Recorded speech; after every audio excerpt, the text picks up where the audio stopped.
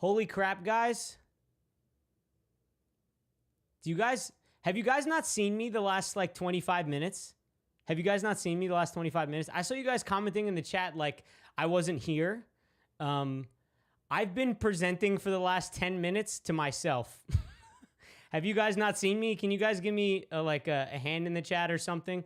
Because I've been here, but this is hilarious. Okay. I think I realized that I needed to press the go live button, and all of you just see me now. Oh my God, guys, just so you know, I've been here since 4:59, the last 12 minutes, and I've just been presenting the entire time. So I'll start from the beginning. I was like, why are you guys saying he's not here? Appreciate it, guys. Guys, if you can, please share this with one person. We all waited for 10 minutes. Thank you so much for all waiting for me. That means a lot.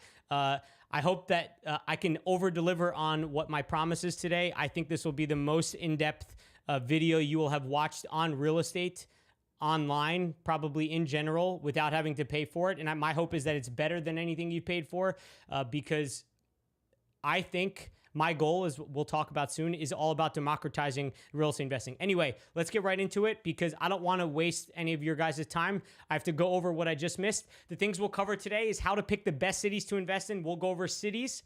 Thank you for sharing. The more people you share with, the more you help me reach my goal of getting monetized on YouTube and making content for you guys. By getting monetized, you help me out. All right. So let me get back to the slide deck over here. Let me move my face around so this way you guys can see me okay. Sorry about that. Okay, so we're going to talk about how to find the best cities to invest in. We're going to actually do live data. I'm going to give you my free spreadsheet, which I haven't given anywhere else before. You guys are going to get that. We're also going to help you find the right people for your team. I'm going to show you how to find property managers, how to find contractors, how I do it at least, because I think the way I do it worked for me so far. We'll talk about how to analyze properties. We're going to go through live properties. You're going to see how I run the numbers and how I do it all remotely. If any of you, this is interesting to you guys, please tap the heart. I don't know what works on YouTube. I'm just trying to reach more people. And so sharing it with people really helps as well. Giving it a thumbs up. And then we're going to talk about the entire closing process, literally from before you start looking at houses all the way till you have a property under your belt. We're going to break down every individual step. We got 18 steps, and then there's sub-steps for each one. That's my objective, to make you guys as clear as possible. Today's sponsor is PropStream. So I want to thank you all for being here. They are helping me do this. I created this 158 deck presentation thanks to PropStream. They help you get more deeper in information about properties out of state. Every time I'm looking at properties, guys, I use PropStream to analyze deals. I'll show you as I go through the process. If you want a free 7-day trial, you help support the page, which helps them want to work with me more. And I promise you, it is a very, very valuable tool. I say no to a lot of people who want to sponsor my page, and I try to pick the people that I actually use and the people that actually help us. Will this be available to view later? Michael, if I can figure that out, then yes, it will be live. But I can't promise you that I'll figure that out because for the first 12 minutes, I was live and I wasn't teaching anything. So PropStream really helped us with this. They helped me do this. And so if you want, the link is in the description below. So who the heck am I? For those of you that are new here, I'm Antonio. I was 26 when I started investing in real estate. I was a software engineer living in New York City. That's the Empire State Building right there where I was working one block away. Fun fact, I've never been inside of it. I was always scared about investing in real estate. I did not want to lose any money, okay? I was always scared. Hence why I come on here and I try to teach you guys the most actionable advice possible, because I want to make sure you take action and do the stuff, because every action you take will reduce your fear and inability to let's say, take action. So every action you take will make you feel more confident and reduce your fear. I've seen this with my mentoring students. I've seen this with myself. So starting off at 26, this is what I did. I was a software engineer. I wanted numbers. I was someone that was very data-driven, okay? And guys, by the way, if you ever want to stop me to ask a question, feel free to ask questions in the chat. I'll try to answer as much as I possibly can as we go along. So now I've been investing for almost 4 years. My goal is to just teach the process and help you guys along the way, okay? Because I didn't have anyone there when I started out. I started at 28, but it's never too late or too early. Yes, Miguel, is never too late or too early. I've helped people that are in their 50s and 60s, and I've helped people that are in their 20s. It's okay. No matter what age you start, it's better than nowhere. So my goal is I'm just a couple of steps ahead of you guys, and I'm here to teach you along the way. And I hope that through my information, you guys trust me to help invest with me down the line, because I want to invest. Guys, I'm sorry. Yeah, if you're just joining in, I was teaching for the first 12 minutes, but I didn't hit the go live button. Can you start with 10K down? Yes, that is possible, but you would have to house hack. Starting out of state with 10K down will require you to do a fix and flip first using a burr strategy, but we'll talk about that. If you're 99 years old, you'll be okay too. Don't worry. Hey, Speedy, thanks for the support. So, guys, these are my goals, a little bit about my goals so you can understand where I'm coming from. My first goal, why I started investing in real estate, was to retire my parents. Both my parents are immigrants from Italy. That's my dad right next to me, and then my mom, and my sister, and then my brother. I'm the oldest. And so I've kind of taken it on me as the oldest sibling to try to move my family in the direction where I am trying to help retire my dad and my mom for all the things they've done for us, but also set my brother and sister and I and our future families on a good path towards investing in real estate. And so recently we've all started working together, and I've been getting them more involved in the real estate business. And my goal with this channel and all the content I make is to democratize real estate investing education, because I want to help people who are starting out get started. Okay. I want to make it as easy as possible. I want to help the old me, the kid who was in his 20s and didn't know what to do and didn't have any friends who was doing it and didn't have anyone that was going to pay. I didn't have enough money to pay for anyone to teach me either. Okay. I didn't have the connections. My family wasn't super wealthy. Same, but for my mom. That's awesome, user. Love this goal. Thank you. Do I do Section 8? I have one tenant that's a partial Section 8 tenant, okay? I don't optimize for Section 8. I don't try to go for Section 8, but people do well with Section 8, and some people don't like it. Okay, so where I'm at now, 4 years later, I have 8 properties, 18 units. Units just means apartments, okay? So apartments meaning this is a duplex. This is the last duplex I closed on, this picture that you see right here. This is in June of this year. We're getting rehab done right now. It took a little while for us to actually close and get the loan for it. So 18 units means we have 18 apartments, 18 rentals, 16 of which are rented. These 2 are vacant because we're still fixing them up. And they're in 4 different states: Ohio, New Jersey, Arkansas, and Florida. I don't recommend you do 4 different states to start out. I screwed myself doing that. I made it a lot harder. I probably would have had more properties without it. But I'm telling you this because I've bought in 4 different states, all of which the ones I don't live in. Thank you for sharing, guys. If everyone shares here and helps me reach more new people, we'll get to our goal real quick of helping me get monetized on YouTube so I can make better videos and more in-depth videos for you guys. Yes, this one's in Akron. Now, at this point in time, I'm somewhere between 40 and 50% the way there of retiring my dad 4 years later.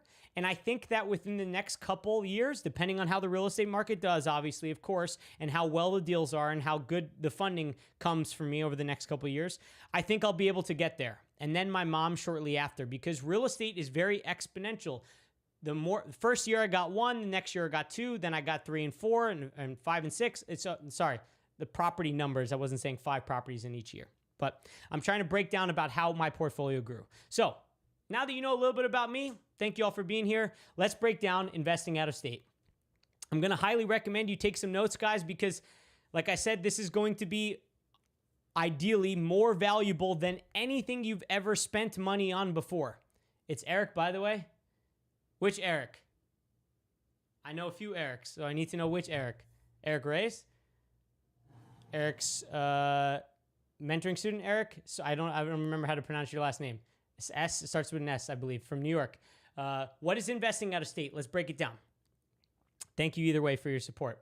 Buying a property further than driving distance. So if you are going to see properties today, let's say you wake up tomorrow morning and you want to go see a property. If you have to drive more than 3 to 4 hours to go look at properties and then drive 3 to 4 hours back, you're probably not going to do that in the same day. So if that's you, I would consider that investing out of state. This is an important distinction because I live in Texas, right? Yes, student Eric. Okay. Thanks, Eric, for being here. Thank you for the support. Appreciate it, man. Now, I live in Texas, right? If I drive 4 hours west, I will still be in Texas. But I would consider that investing out of state because I can't go see the property like that. If I live in New Jersey, though, 4-hour drive can take me to Pennsylvania, maybe even Ohio, New York, Connecticut, Massachusetts, Virginia. So even if I lived in New York and investing in Pennsylvania, that might not even be considered investing out of state because I could go see a property if I drive 2 hours. It's more about the mindset of having a team and being remote from the properties. That's what I consider investing out of state. Does this make sense to everyone? Give me a 1 in the chat if this makes sense. Give me 2 if this does not make sense. For those that are joining in, we're talking about investing out of state. If you're new here, please share with one person so I can reach more people like you. Why would you want to invest out of state?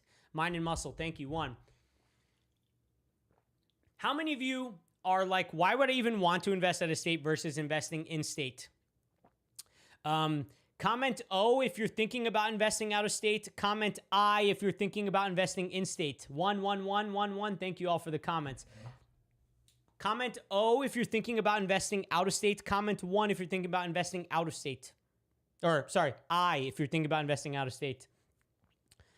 Why would you want to invest out of state? I'm going to break down some very specific reasons why and why I think it's actually a lot better for you to invest out of state.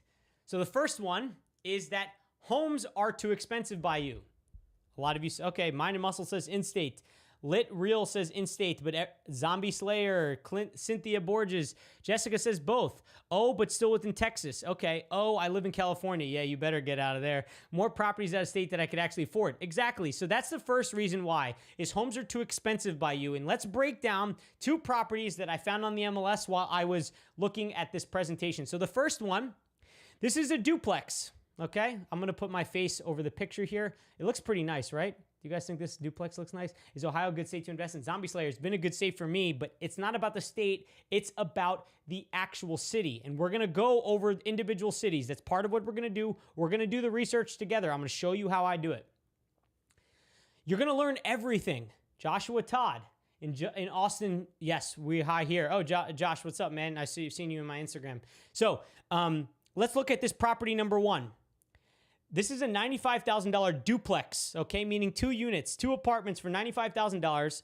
Now, it's a 2-bed, 1-bath, which means it's 1 bed, 1 bath on each side. I'm assuming that you can probably get at least $1,100 in rent for this, if not $1,200 or $1,300. I don't know what St. Louis rents are. I just went to St. Louis and I found a cheap property, okay? I don't know the area or anything. But this duplex is $95,000. Is live stream going to be saved to your channel? User, I'm going to try my best. Eric, I'm going to try my best to save this if I can figure it out. I was teaching live for 12 minutes and everyone didn't know I was there. So I'm sorry, but I can't promise that it will be saved. I'm going to try my best to save it. So if you buy a $95,000 duplex with 25% down, your down payment will be $28,500 plus closing costs, okay? So that's how much you're going to need. I think I did that with closing costs. This is motivation. I'm glad it's motivation. I'm trying to break down why first. We're going to get to the actual steps later. Now, how many of you live in New York City or know New York City is really expensive? Give me an E if you know New York City is really expensive. So this is property number 2. It's a duplex in New York City. It's $1.699 million. Now, what is the down payment on a $1.699 million? Guys, if it doesn't get recorded, I will try to do another one in the future, okay? So I prefer if you don't screen record it because this is my intellectual information. I've made this presentation. I'm not charging you for it. And so I'd ask if you kindly don't do that. Think of investing in CSTAT with child going into that. What's CSTAT? I'm not sure what CSTAT is. So even though this has more bedrooms and bathrooms than the other one, right? Your down payment on this property is going to be $509,000. E, move the fuck out of Queens. Yes, yes, yes, yes. Okay, so let's break down, guys. Let's say you can save $500 a month. By the way, is $500 a month a good enough amount for you to save? Do you think it's a good enough amount for you to save? Like, can you guys save $500 a month if you really tried? Comment 1 if you think you can. Comment 2 if you don't think you can. I just want to be relatable with you guys if you think if it makes sense to save $500 a month. I ran this example assuming that you could save $500 a month. College Station. Oh, College Station. Yes, I've heard good things about it. Thank you for the clarification. I won't do it without your permission. Okay, so assuming $500 per month. Thank you. Appreciate it, Jay. Appreciate it. So $500 a month. Let's say you want to buy that first duplex, this one, okay? Just if you join back in, this duplex, a $95,000 duplex. To save up $28,500 at $500 a month, it's going to take you almost 5 years. So 4.75 years. So let's say you start working at 22. By the time 27, if you save $500 a month and you don't invest it, $28,000 is what you'll have, and that'll be your down payment on this property. Now, how long will it take you to save enough money to get the $509,000 down payment you need for this duplex in New York City? It'll take you 1,019.4 months or 84.95 years. Guys, that is what? 17 times the amount of time it will take you to save that down payment versus the other one. The average life expectancy of a human being in America is 76 years. So if you're going to live 76 years, but it's going to take you 84 years from the day you start working to invest, you can't do this. Okay? No matter if you even tried, you can't do this. I want you to drill that into your head because a lot of you think that investing nearby is better or easier, but guys, you are shooting yourself in the foot if you do this. Seer, can't believe more people are taking advantages. Thank you guys. Please share the live. Please share the live. I tried my best to make this the most valuable piece of content I've ever made about investing out of state. I've never shared this before with anyone else. So, you'll literally die before trying to buy a property, a duplex in New York City, at least this one. All right? And there's plenty more that are more expensive. There's plenty more that are less expensive. But I'm just showing you these examples. This property versus this property. All right, so that's reason number one why you shouldn't invest out of state, because homes aren't too expensive by you. I know this because I was living in New York City. I know this because I'm living in Austin, Texas right now. Things are way too damn expensive. Now the second reason why you shouldn't invest out of state is because you don't want to leave your family and friends. You're craving pasta right now? I am also craving pasta right now. Free game New York City's for the big players. Start putting outside and come back. Yes, you understand. You're going to get burned alive by these people who have billions of dollars playing around New York City. How do you find cheap properties? For example, 95K. You first find the city, which we are going to show you step by step how. It's all part of the presentation. And then afterwards, you are going to find the properties within that city. It's very simple. It all started with finding the city first. I knew St. Louis was a city with cheap homes. I'll show you exactly how to find the cheap homes. This is, like I said, the most I've given. So it takes time to meet and it takes time to meet new people. Guys, when I moved from New York City to Austin, for the first 7 months, I had no friends here whatsoever. Now I've been here for about 2.5 years, and I finally have a good group of friends, I would say. A lot of the friends are not as tight as my friends from New Jersey, New York, so it's really hard to build really tight relationships over time. But moving to a whole new city is sometimes overwhelming. And you're going to lose all that. Our house property is $15K, $50,000 guaranteed, Section 8. Yeah. So it took me time to meet friends, but it's possible. But if you want to move to a new city to start investing in real estate just so you could be nearby your properties, then that's okay. You can do that. I'm not telling you not to, but it's going to take more effort and time than possible than you did. And guys, it's really hard to replace family. I fly back every couple of months just so I could be with my family. Same coming from Alabama. Yeah, it happens, man. It happens. When you get put into a new city, you got to meet new people and you feel all alone for a while. It's really hard to replace family because that's a different type of bond you might have with them. Now, some family members you might not like, and that's okay too. But the point here is that you have to build a whole new network going to a new place that you've never been to before, and you have to enjoy those people that you're around. I believe that all of you can do that if you wanted to, because it's always possible within someone's ability to do that. Or maybe you're like me. Last summer, I had 10 weddings and 4 bachelor parties, 5 bachelor parties, really. I had to say no to one because it was overlapping. And I went to Italy, Greece, and Mexico. Okay? Now, that severely hurt my savings. I don't recommend you do that regularly. I should never have said yes to that many weddings. If any of you are my friends who are watching this that went to the weddings, I love you all, and I really wanted to go to your wedding. But I don't like traveling and going to places, but once I'm there, I really enjoy it. And so this was Florence in the middle. This was Cancun on the left, and Santorini. And I know a lot of people on here want to invest in real estate for the freedom.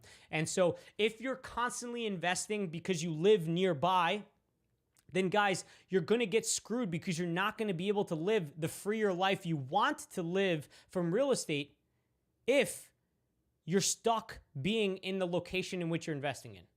That's my point with this next step, okay? This next reason why. Because you won't be able to do any of that. You won't be able to have the friends. You won't be able to have the family next to you. You won't be able to live in the locations you want to live in because home prices are too high while going after your goals if you choose not to invest out of state. Let alone the fact that it's going to take you 85 years to save up for a down payment on a house in New York City. Okay? So, I am someone who likes freedom. I'm someone who likes time. So you don't have to choose real estate or traveling, or real estate or your family, or real estate or friends. You have to do it remotely. Okay? Let me just check on the stream here to make sure everything's good. Thank you all for being here. Guys, if you're new here, please share the live so I can help reach more people like you. We're talking about reasons why you should be investing out of state. How's your international deal going? Forgot the country. Yes, Italy was where I was going. I've gotten sidetracked so many times. It's been really hard to keep up. I finally found a lender last week that allows to get loans in Italy, but we have a long way to go with that. I just need more time. I have 3 speaking things this week, including this one, so it's been a lot. And investing out of state, guys, helps you actually accomplish what you want. It doesn't limit you based on where you live. That's the most important thing. And another reason why, and I think this is the last reason I put in here, is it forces you to build a business from the start. A lot of people go into real estate investing thinking they're going to be the landlord, thinking they're going to be the person fixing everything up, okay? But in reality, you started because you wanted to quit your job and be free, right? Or traveling or doing whatever.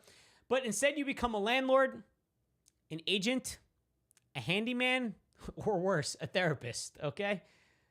One of my tenants has a hoarder condition, and she bothers my property manager a lot. I'm very grateful for my property manager for dealing with all those issues because I don't want to deal with those issues. I have enough of my own issues and my friends' issues and my family's issues that I don't want to deal with my tenants' issues.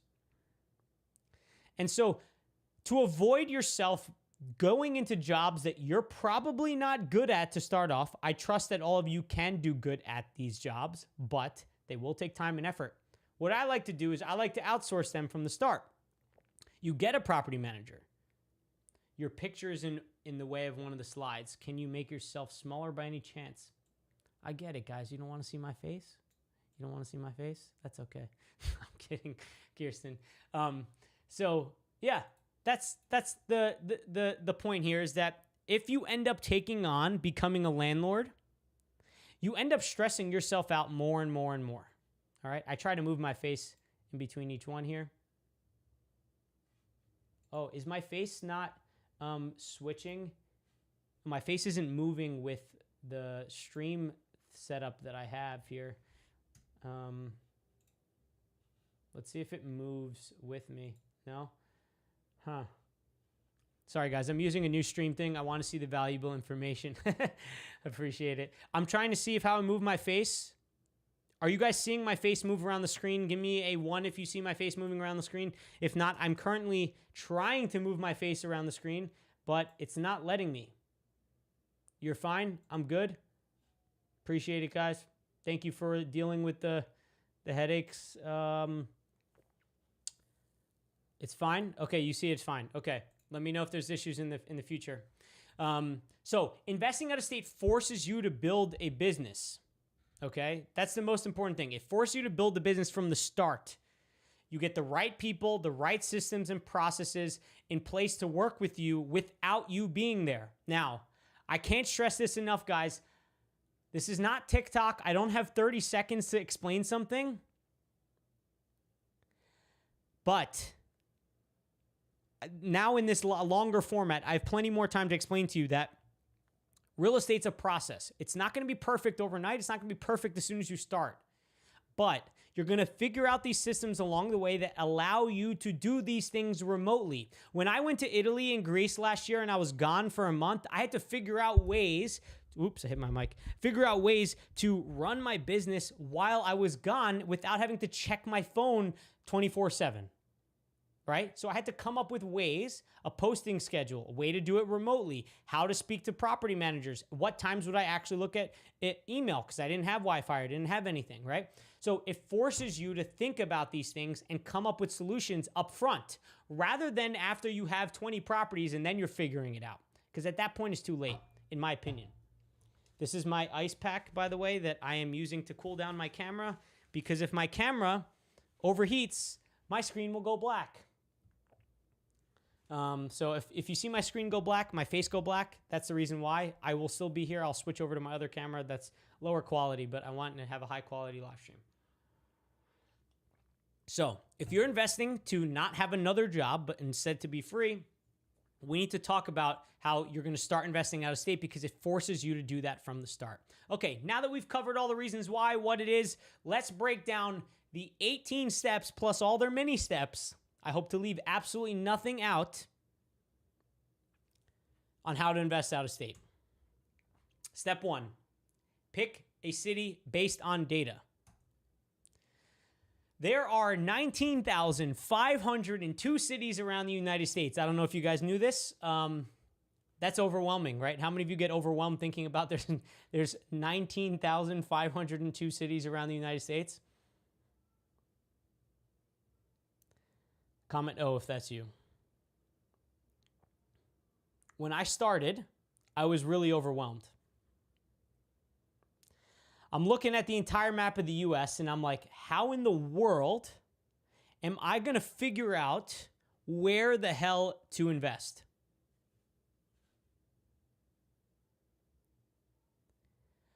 I had no clue. I would look at one city. I first started off in New York and I was like, no way, right? Then I looked in New Jersey and New Jersey home prices were really high right around the city. I was like, no way can I do that. Then I started looking in Atlanta and Austin and Vegas and I'd never been to or really even heard of these cities because I don't know if you guys are from the Northeast or from California, but we don't really care about most of the nation most of the time, unfortunately. So when living there and growing up there, guys, we didn't really care about what was happening most of the time. So I didn't know what any of these cities were. I didn't know anything about them. So I was immediately overwhelmed and scared because I didn't know what to do. So I had to come up with a process, and my process is using data. So this way, there's no bias whatsoever, and I find a way to reduce my overwhelm. Hold on. I need to make sure I have my slide deck open on another screen here because I have some notes that I want to make sure I get to.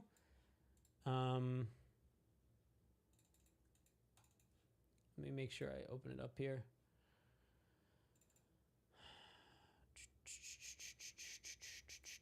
We're talking. Let me open up to this correct slide. So I got the slide deck here, guys. I want to make sure I get you guys all the data that's possible that I have on all the slides here. Excuse me. Sorry. Okay, so back to it. So now everyone, so the way I try to solve this, guys, is I would go to meetups, right? And when I would go to meetups, I would say, hey, I'm thinking about investing out of state. And they'd say, oh yeah, I have a few properties in Detroit. And I'd say, oh, how's your situation there? They'd be like, oh man, I love it. The cash flow is so good here. I'm never going to invest in New York anymore. It doesn't make any sense. I was like, okay, cool.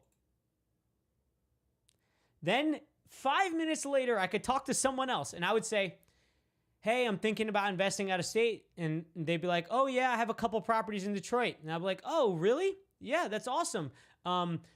So tell me about your experience in Detroit. Oh man, they've been the worst properties ever. I've had 2 evictions and I've had an amazing amount of headaches. I'm never going to do this again. 2 different people both investors, both invest out of state, both had completely different stories about how to actually invest out of state. In that same city, they had two different opinions about the same city. So one person's going to tell you that where I invest, right? I invest in Akron, Ohio, Little Rock, Arkansas. Those are two of the areas. I liked both of those places. Other people will tell you that those places are the hood and you should never invest there.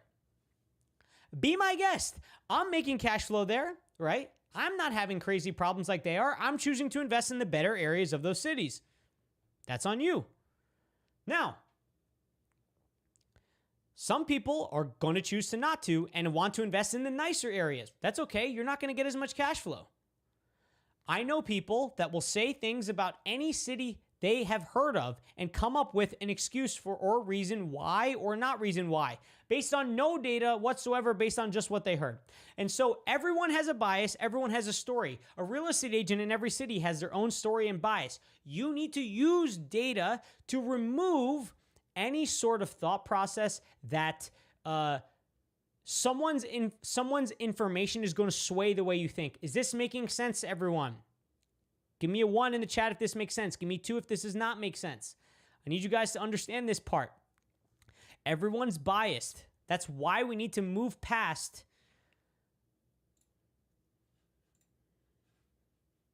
This is going to be weird. I have to try to figure out how to get both of these on the same screen at the same time.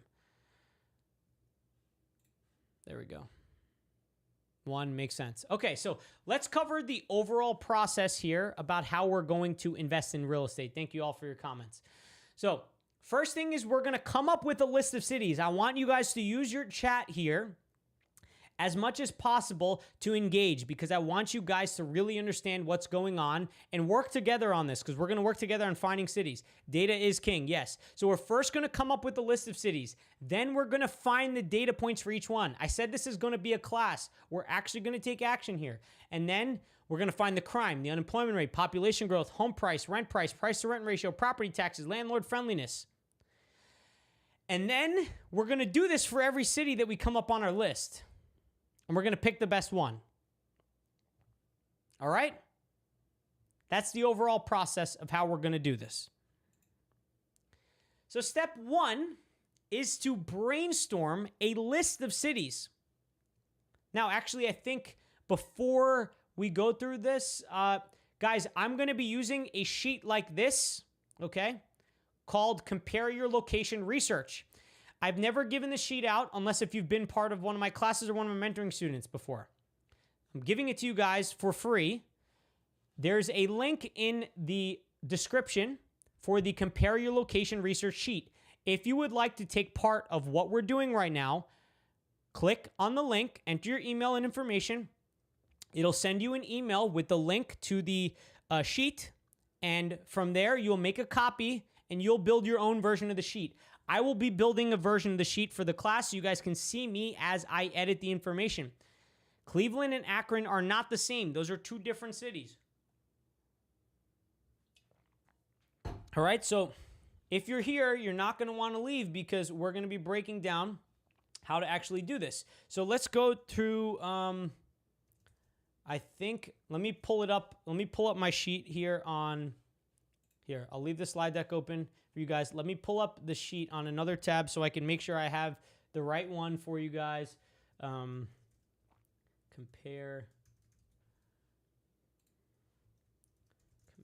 your...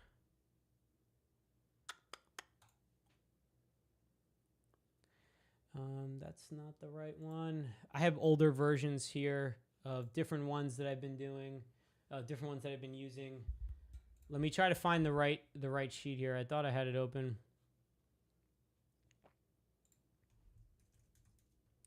Oh, here we go. Location. Package files. Cool. All right. Let me share my screen here. You guys see my screen with the spreadsheet now? You guys see my spreadsheet? Which of the links? Location research. Yes, guys. So it's in the description, location research link. And if you want to sign up for PropStream is the sponsor of today's video. They have been very helpful in sponsoring our page, and they're very useful. We'll talk about them more in finding individual properties, okay? So this is the location research sheet. We're going to be using this to go along throughout the presentation while we're doing this, finding the different cities. Okay, so let's get back to the slides here. So the first thing, will this be available to watch later? Snuck out for a break and we'll have to go back and work again. I'm going to try my best to get this saved for all of you, but I can't even figure out how to move my screen on camera here. So it's a shame, but we're doing it. I'm going to try my best to make it work, okay? I'm going to try my best to save. If I can't save, then I can't help. All right, I'm sorry. Let's go. It asked me to sign up for your email list, but I'm already part of it. I'm guessing yes. Just put your info in and you'll get it back anyway. Okay, so the first goal, our goal is to come up with a list of cities to start the research. So I gave you guys some questions here to start. What are the areas you've lived in before? What areas have you worked in before? What areas have you visited or still visit frequently? Are there any areas that you've heard of or growing like crazy? Are there any areas you know that other people are investing? So for me, you know Akron, Ohio, or Little Rock, Arkansas. For me, areas that I've lived in, Marlboro, New Jersey, Ewing, New Jersey, New York City, Austin, Texas. So I know those areas. I've worked in Princeton, New Jersey. I've worked in New York City. I've worked in Englewood Cliffs, New Jersey. These are all areas that I've worked in. I've worked in Freehold, New Jersey. There's a lot of places that I've worked in, right? So then there's other places that I've visited. I used to visit Staten Island because that's where my grandma and my uncle lived. I visited Austin a lot because that's where my girlfriend was from at the time. Areas that I've heard of that are growing like crazy: Austin, Miami, Phoenix, right? These are things I'm coming up with a list and I'm putting them on this spreadsheet. So as I come up with cities, I'm going to put them on the sheet here. Now going back to it. Then you can ask yourself if there's other areas that you know that other people are investing in. So if you know people are investing in Akron like me, you might want to put that on the sheet, or you might want to put, I think, Tom Cruise on TikTok, he invests in Wilmington, North Carolina. I know someone, Sam Faster Freedom, he invests in Missouri, St. Louis, Missouri, right? So there's all these different cities that people invest in. You can take notes on that. You could ask ChatGPT. You can look at different blogs. You can look at Google. You can look at Bigger Pockets. So let's run a few examples here of what it would be like to find individual cities. Unable to find the spreadsheet. Michael, it is in the description of the video. So I'm going to go to ChatGPT right now, and I'm going to log in. Give me 1 second here. Guys, if you're not using ChatGPT on a daily basis, I'm going to highly recommend that you do, okay? All right, so I got ChatGPT open here. So let's go, hey, I am a real estate investor, and I am looking for a good real estate market to invest in. I know you only have data up to September 2021, but please give me suggestions based on the fact that I am looking for growing cities that have lower home prices and decently high rents. Let's see what happens. I've never done this before. Oh, shoot. Let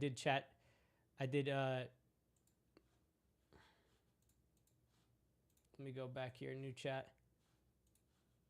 Let me see if I can copy this. I didn't do Chat GPT 4. I got to do Chat GPT 4.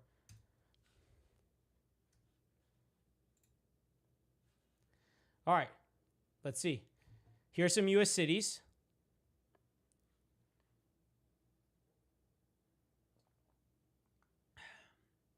So you should have gotten an email afterwards.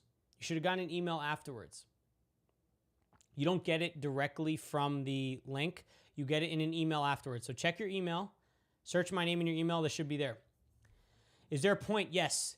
There is a point when it's too late. And Austin is too late. Austin, you should have got in at 2012. Okay? Use Google's Bard. Google might help too. That's a good thing to do. So let's look at some of the areas they gave us. Jacksonville, Florida, Indianapolis, Indiana, Kansas City, Missouri, Cleveland, Ohio, Memphis, Tennessee, Detroit, Michigan, Birmingham, Alabama, Boise, Idaho, Pittsburgh, Pennsylvania, and Oklahoma City. Now, this isn't AI. You got the spreadsheet? Thank you, Eric. Maybe you can tell everyone in the chat how you got it. This way you can explain to them. Yes, you got the email after. Okay, so what I would do is I would copy this city, Oklahoma City, and put it on the sheet here. Do I have Oklahoma City? Oh, look at that. I already have it on there. Jacksonville, Florida, I already also have on there. So I would start adding these cities to your spreadsheet. That's one thing. Another thing you can do is best places to invest. Best places to invest for cash flow in 2023. Best cities. Okay, look. Best cities for cash flow potential: Memphis, Cleveland, Birmingham, Philadelphia. So this is a blog post. What our objective here is to come up with cities. Just kidding, wasn't patient. Yeah, guys, it might take a couple seconds. Based on the cities, also share great data. Economic workforce development companies. Can you give me some examples, Emmanuel Cortez, of these companies? So this will be some good examples of cities right here. Dayton, Little Rock. Oh, wow, look at that. I invest in Little Rock. Maybe I got one of these cities from one of these spreadsheets. I don't know. People are out here doing the information, so you're going to fill this sheet out. So I'm going to give you guys 1 minute right now, or I'll give you guys 3 minutes right now to come up with some cities based on your information. Okay, so this is gonna be my spreadsheet, and put cities in the chat here that you want me to add to this list. I'm only gonna add a couple because we're gonna try to not spend so much time doing all the research information. But we're gonna look at it. We're gonna try to look at a couple here.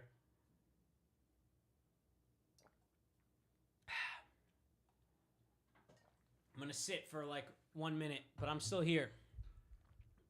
Maybe it's a good idea for me to shut my camera off temporarily so it doesn't die. I'll still be here talking, but you guys won't be able to hear me for a second. Do you guys hear me still? Give me a thumbs up in the chat if you still hear me.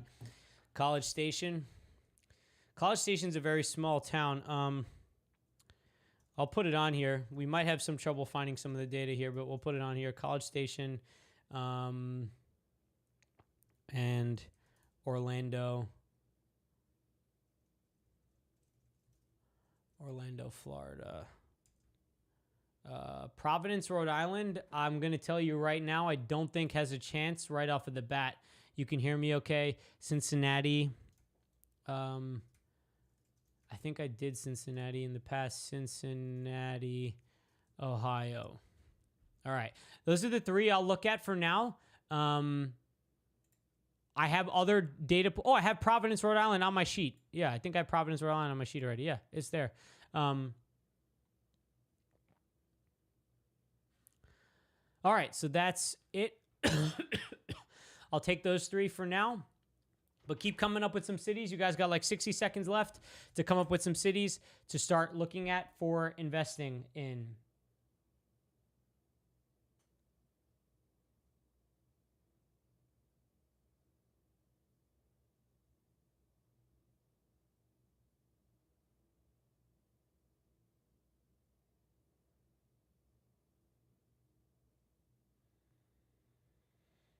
Rochester, Phoenix.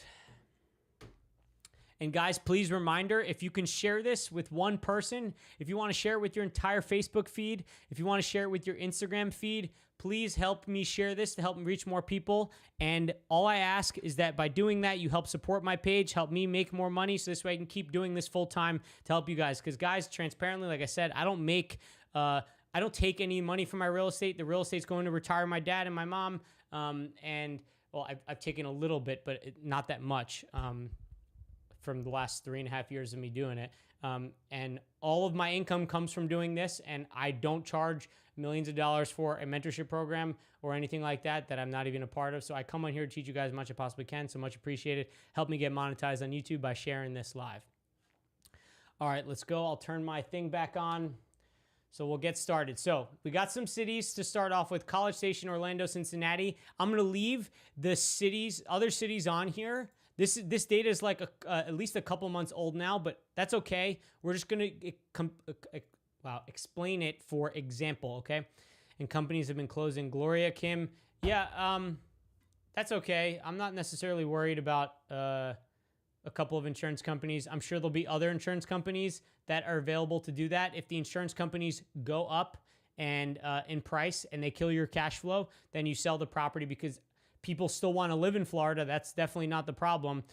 They've had a very large population growth, and so there's a housing shortage in Florida, that's for sure.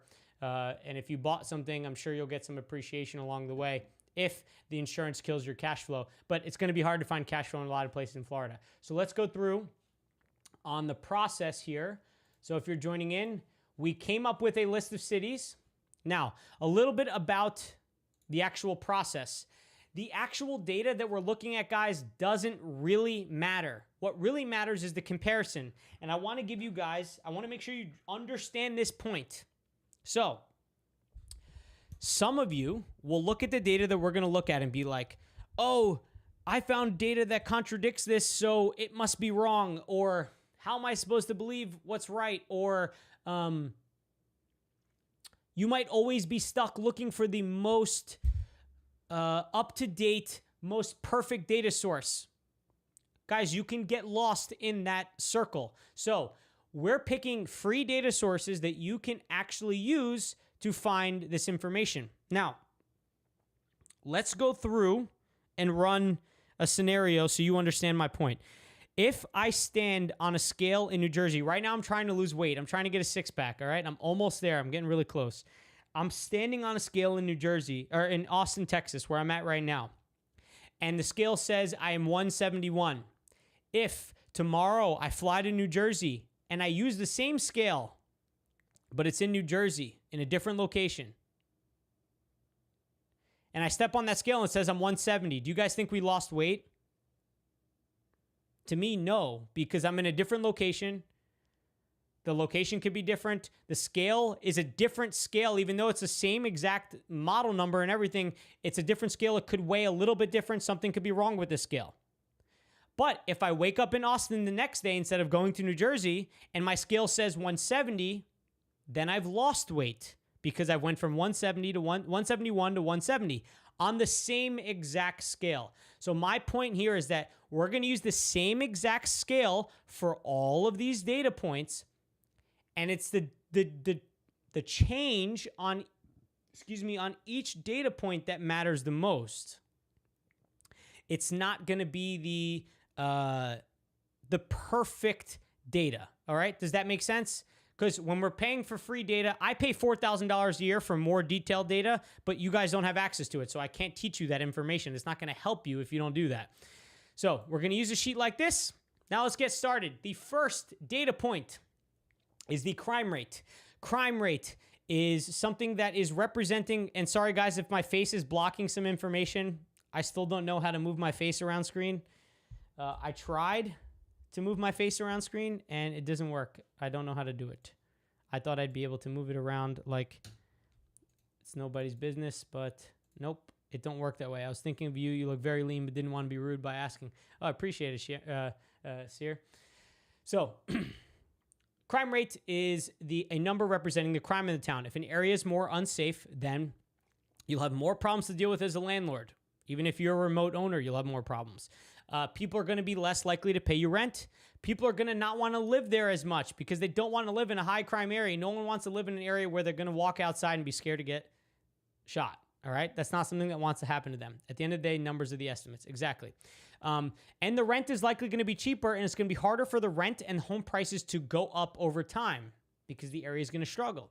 Now, if you invest in an area that's safe, on the other hand, you're going to have fewer problems, higher quality tenants, longer term tenants, and the rent and the home value will be higher over time. All right?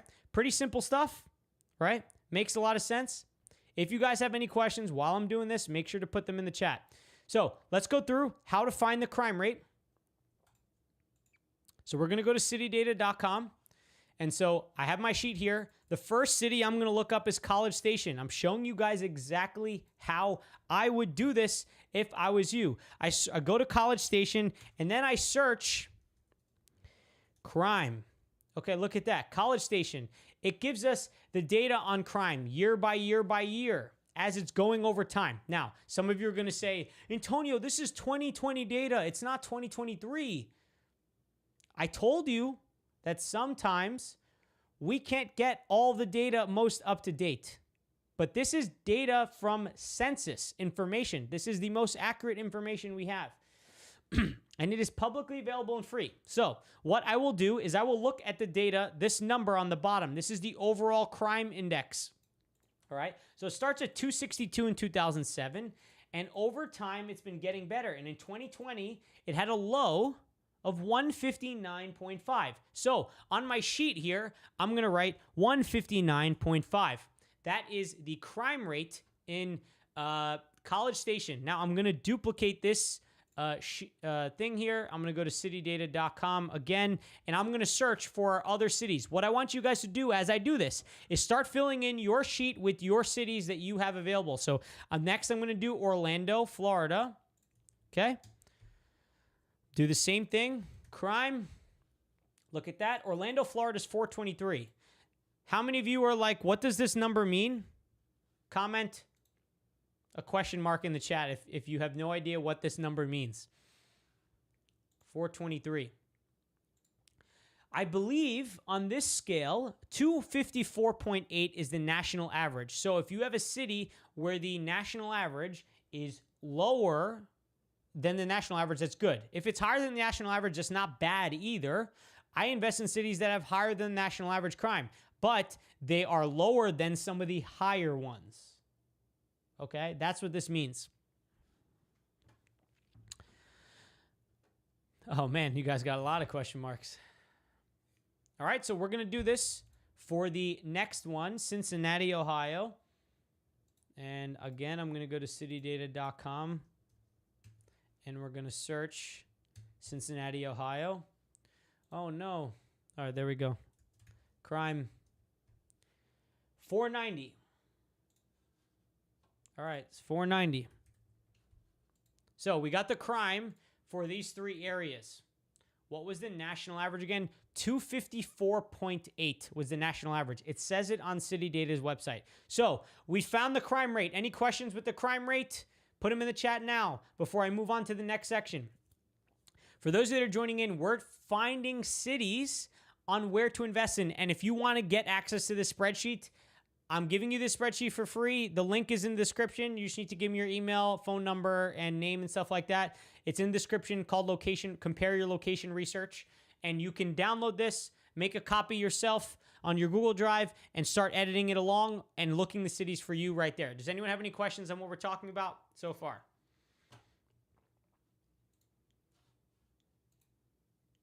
All right, the next data point we're going to look at then is unemployment rate.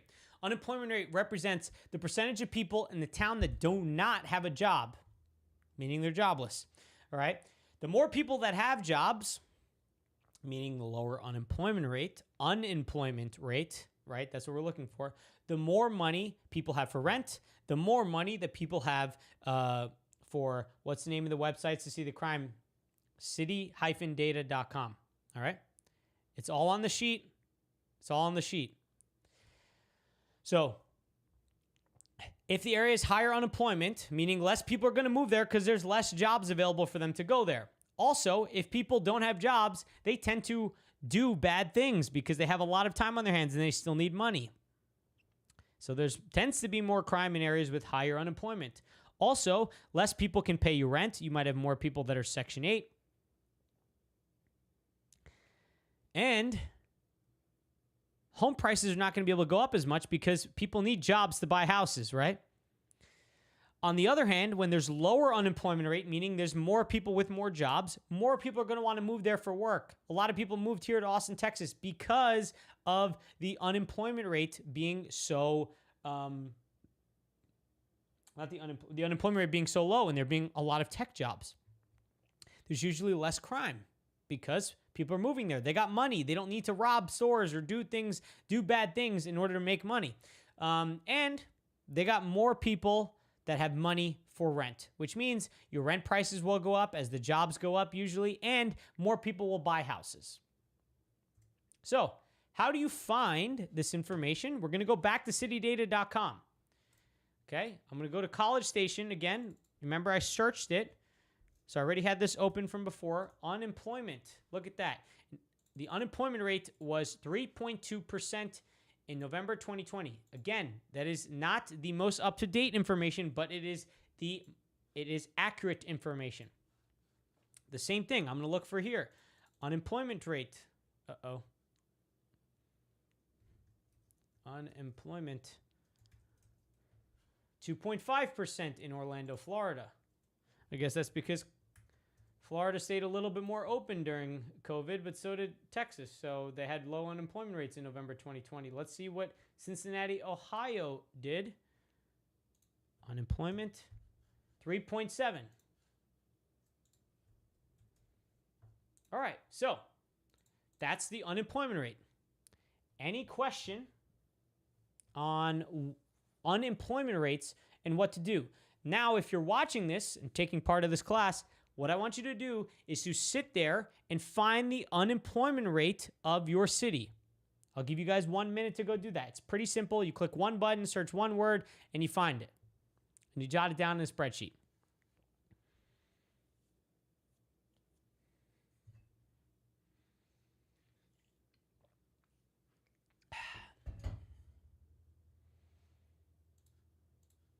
All right.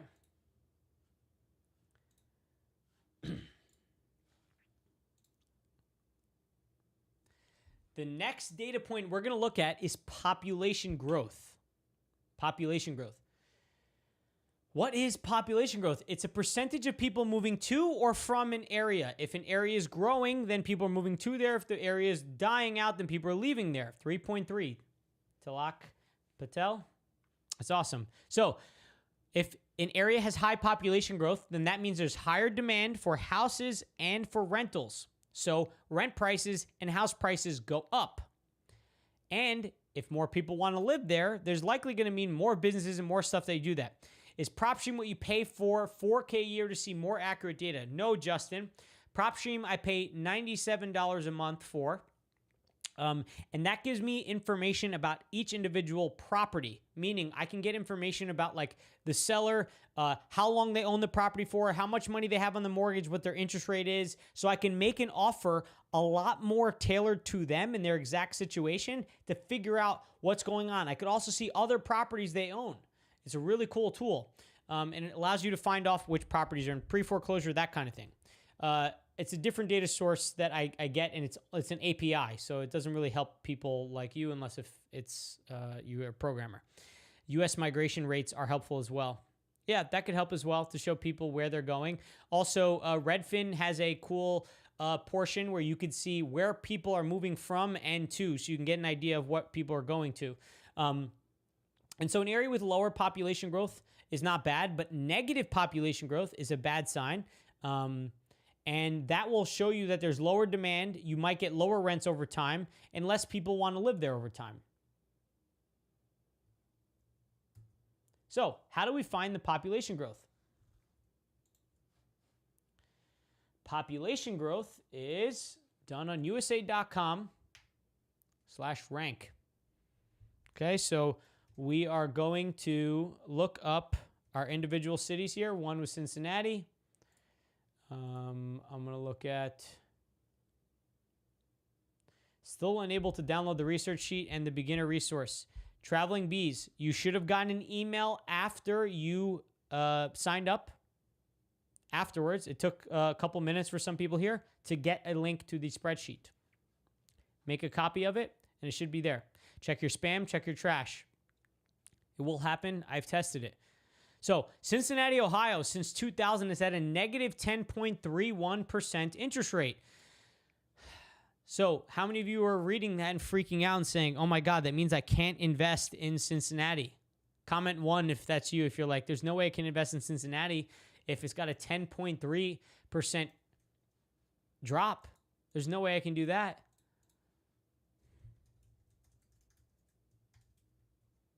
College Station has had a 45.1% increase. That's high, 45.1% increase. In Orlando, Florida, this one should be good.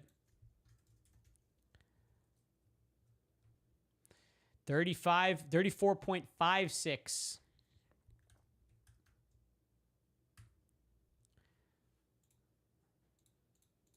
So that's how you find population growth.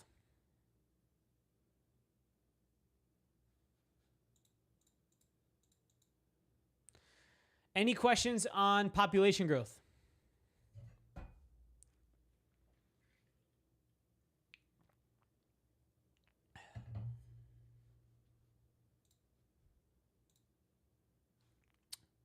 Nope. How you guys liking the information I'm giving so far? Give me a thumbs up in the chat if you're really liking this. Give me a thumbs down if you want something different. You need to create an account at Traveling Bees. Thanks for giving the information, Ronella. How am I scoring both? Oh, I will talk about the scoring right afterwards. Is this year over year? This is over the last 20 years. It's over the last 20 years. What are the scores next to each number? Crime rate score, PG score. Okay, so guys, I will show you what the scores are. Don't worry about them yet. I will show you what the scores are right after this. All right? Once we go through and find the data, I will show you where the scores come into consideration. The next data point is price to rent ratio. Appreciate generosity to share your knowledge. Jeremy, thank you very much. All I ask is that you share this, get more people on this live. Let's blow this thing up. Let's get as many people as possible on here. So this way I can get monetized on YouTube. And you can get all the information you want for free. So let's go back. Price to rent ratio is arguably the most important data point you're going to need throughout this entire process. Noel, thank you very much for the compliment. So price to rent ratio is basically a percentage used to show how much money you can get in a house price for the rent price back. Thanks, Gloria.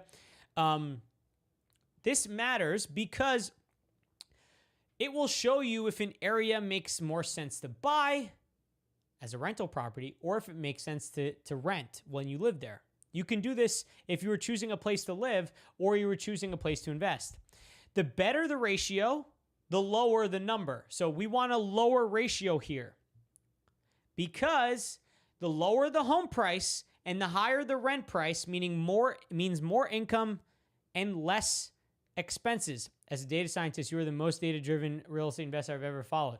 Emmanuel Cortez, I could really use a data scientist to help me build out better tools for this process. So maybe there's something we could do here. So I appreciate the very data-driven thing. I have a lot of more things I want to add on programmatically over the line. Population growth is negative. Can we still invest? AJ, that's a great question. I invest in one area that has negative population growth. We need to look at the picture holistically. That's what we're going to look at, the whole picture holistically. Not just one data point, but the whole thing. Sometimes you're going to have some things that are not perfect. That's okay. So if the area has a high ratio, like a place like New York City, then what you're going to have is that the home prices are so high and the rent prices are too low. So this is step by step how to find all the information we need. So the first data point we're going to go to is Zillow.com/research. Can I spell research? Research/data. Now, if you need the URL, it should be in the sheet when you hover over this column. When you hover over any of the things, the links for where we're going to find the information is all there. All right? So let's go through it. Housing data. So the first one is ZHVI. And we're going to download whatever they have here, the time series smoothed seasonally adjusted, and we're going to select city. Then we're going to click download. Okay, we're going to We're going to exit out of here because I need to pull up this spreadsheet. This is a big spreadsheet. It does not, it is 81 megabytes, okay? And it just keeps getting bigger and bigger because they keep adding more and more information to the sheet every single time we do this. Okay. Do you guys see my spreadsheet on the screen? Give me a thumbs up if you see the spreadsheet. Give me a thumbs up, please, if you see the spreadsheet.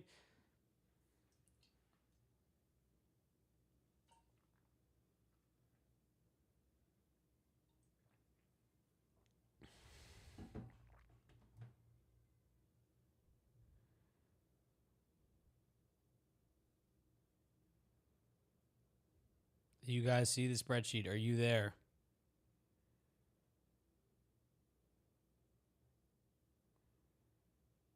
Yes. Okay, we got a thumbs up. Ronella, thank you. So what we're going to do, this spreadsheet has every single home price for the median home price for every single city around the United States, year on year on year. Okay? We see it. Awesome. So what we're going to do is you're going to highlight column C, and you're going to search your city. So for the first one, I'm going to search College Station. All right? And it's going to take me to College Station City. Now, I need to go all the way to the last column because this is going to give us the median home price for last month. All right, so I'm going to go back to the spreadsheet here and copy that number here. This is going to be represented as a number. That's what we did. Thank you all for commenting. I guess the live is about 30 seconds behind where I'm at.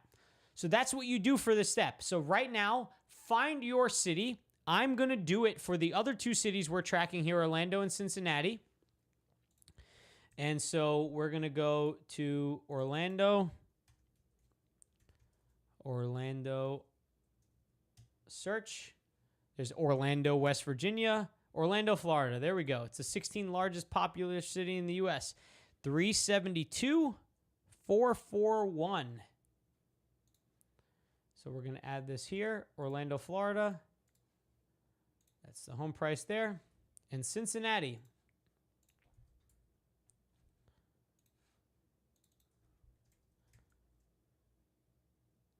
Cincinnati. Do I know how to spell Cincinnati? No, I do not. It's got to be somewhere on here. This is perks of not being born, or not being born knowing how to speak English. Is my English is never the best. Cincinnati? How do I... I'm just going to Google search. No, I had it here. Cincinnati. There we go.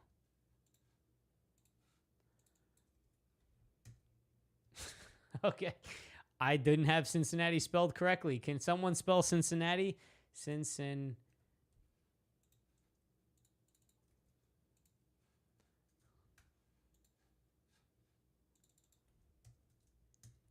There we go. All right. So we go over to the last column, and Cincinnati's median home price is $239,461. So now we have the median home price, but that's only half of the formula. If you guys remember, the formula is price to rent ratio is the median home price divided by the median annual rent. All right? You guys following along so far? Give me a 1 if you are. Give me 2 if you do not. 1 if you are. 2 if you do not. I just got to make sure you guys are following along here. The point of this is that this is a class, and you guys are taking the action as we're doing this, because if you don't take the actions, then guess what? You're going to be stuck. And if you're just joining in, we are using this compare your location research spreadsheet that you can get in the description below, free. You just have to enter your name, email, make an account, and you get the spreadsheet. 1, you guys get it? All right, so the next thing we need to find is the rent price. Okay, so I've had to hack this URL to find a free version for the way to do this. So you're going to go to Zumper.com/rent research. I'm going to put the link here in the chat. Zumper.com/rent-research/city-state. I went to Zillow.com /research/data. That's where I found the median home price.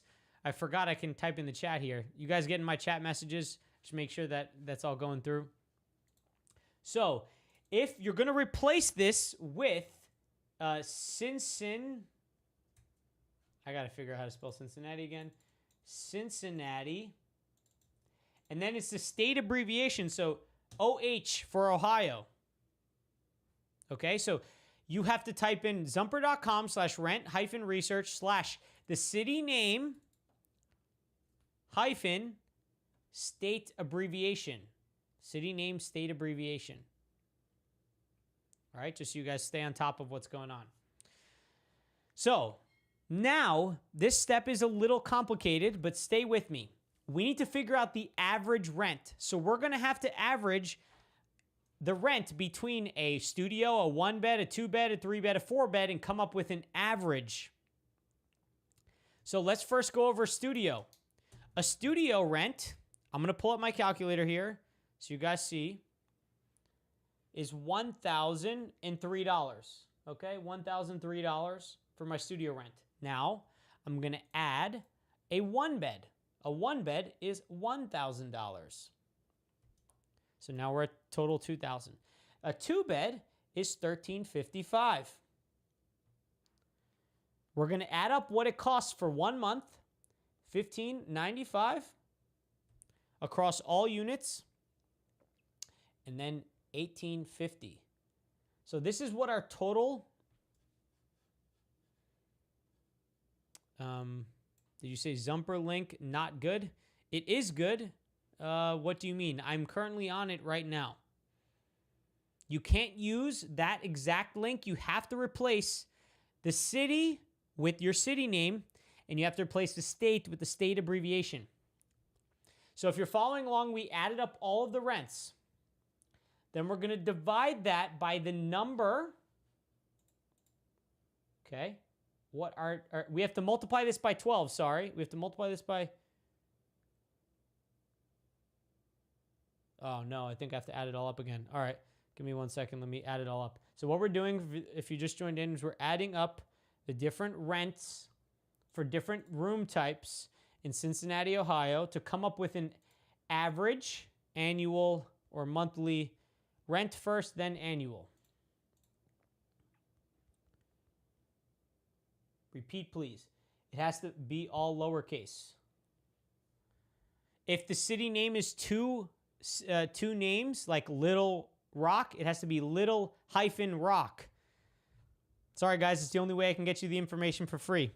So we're adding up all of these studio, 1-bed, 2-bed, 3-bed, 4-bed rents because we have to get an average. Okay? So we divide that 1, 2, 3, 4, 5. So we have to get an average. This is a 1360.6 is our average monthly rent across all units. So our average rent for Cincinnati, Ohio is 1360.6. All right, that's Cincinnati. Now I'm going to repeat the process for, where are we at? College Station. So I'll show you how to do College Station Texas. Okay, so the same thing I'm going to go through. I'm going to add up a studio plus 1-bed plus 2-bed plus 3-bed plus 4-bed. Divide that by 5. Our monthly average rent is $1,458.8. So I put that here. $1,458.8. And then Orlando, Florida is what we need to do next. Is this making sense, guys? What we have to do, I know it's a little complicated and you guys can't come back and talk to me. You're only limited to the chat, but Orlando, Florida. Orlando rent average. Oh, thank you. You did the average for me. That seems really high. 1656. Oh, okay. I guess, yeah, rents went up so high in Orlando. That's crazy. All right, so I'll take your word for it. $2,051.40. All right. Glad it's making sense to all of you. Okay, so now we have the home price and the rent. Remember, we're going back to our formula here. We need to get the median home price and the median annual rent. Annual. So it's got to multiply it by 12. So our price to rent ratio here, I have a formula. So if you copy the sheet, it's going to multiply this number by 12 and divide it into this number. So watch, I'm going to carry this down, and it automatically calculated the price to rent ratio for these areas. This is way better than getting those numbers at face value from a simple Google search. Exactly. So many people try to just do tell me what the best city is to invest in, and they can't because they're not willing to do the research to figure it all out for themselves.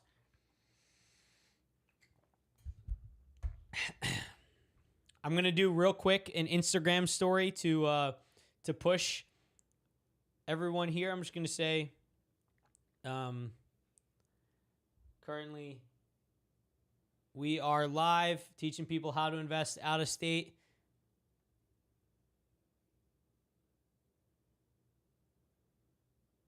Cool. I just added it to my story. This way, maybe we get a few more people in here too. So now we have a price to rent ratio. Now, how many of you are confused about what this price to rent ratio means? Give me a 1 if you're confused. Give me 2 if you're not confused. Let me explain. Again, the higher the number, the harder it's going to be for you to find cash flowing properties. So in the beginning of the live, someone asked me, how did you know to find a property in St. Louis, Missouri as a cheap property? Like, how did you know that existed? It's because I know the price to rent ratio at a high level for some of these cities because I've searched so many of them. The lower the price to rent ratio, the easier it will be for me to go on Zillow today and say, I can find a property that cash flows. If I can find a property that cash flows, then I can get started sooner. So, theoretically, the lower the price to rent ratio, the easier it's going to be for you to find cash flowing properties, which means the easier it's going to be for you to get started investing sooner. That's the purpose. That's why I do this. That's why I pick price to rent ratio. Does this make sense, everyone? Give me a 1 if it does.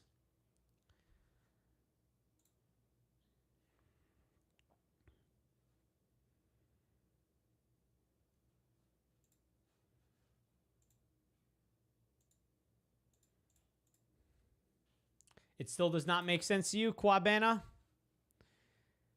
We want a lower price to rent ratio. Here, let me try to explain this on the whiteboard here. Let me try to explain it on the whiteboard. Is there a certain price to rent ratio you look for?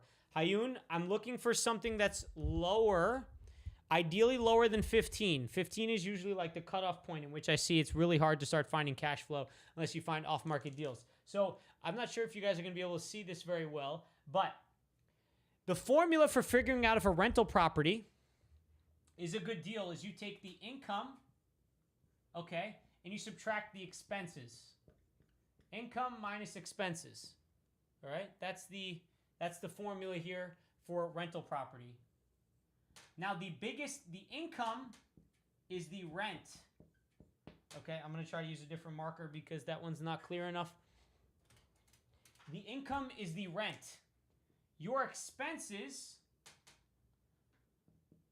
so if your rent is your income, we want higher rent. Your expenses are a long list of things, but the biggest expense on any rental property is a mortgage. Okay? Biggest expense is a mortgage. So, if your mortgage is high and your rent price is low, then you're going to have a high price to rent ratio, and therefore, this is going to be a low number, or maybe it's going to be a negative number. If your rent is high and the mortgage is low, then this is going to be a positive number and going to be higher. All right, I tried to break this down. Can you explain what you did one more time for rent price to rent ratios? You know the average rents already. What are you supposed to divide? Noel, this is the formula. You're supposed to divide the annual rent. So you take the monthly rent, multiply that by 12. divide that into the home price. Yes. I know sometimes when we start talking math, we lose people, but math is really important as a real estate investor. So you're going to need to have someone who can do the math, if not you. So make sure to start learning it right now. Hope that explanation plus what the explanation Michael just put in the chat helps. Otherwise, feel free to DM me on Instagram and ask me there. That's totally cool as well. So let's get back to the data. The next thing is property taxes. Guys, we're still on step 1 on how to invest out of state. We got 18 steps. I got so much more to go. I might not be sleeping tonight. Jeez Louise. I'm getting monetized from this video. I don't care what it takes, but you guys being on here, much appreciated. Sharing it with your friends, much appreciated. So property taxes. Now, again, if we go back to this formula here, one of the biggest expenses on a rental property behind the mortgage is your taxes. So we want your taxes to be low. Taxes are different everywhere you go. In New Jersey, property taxes are super duper high. In California, they're not that bad. In Texas, they're really, really high. So higher property taxes means less cash flow. Lower property taxes means lower cash flow. It's that simple. So how do we find property taxes? We go to this website, smartasset.com. And you can type in your city. So I'm going to go to College Station, Texas. What we're looking for is the property tax rate, 2.17. All right. 2.17 is the property tax rate here, 2.17%. That's one. The next thing is Cincinnati, Ohio, 1.96. 1.96%. Not 196%, 1.96%. Orlando, Florida.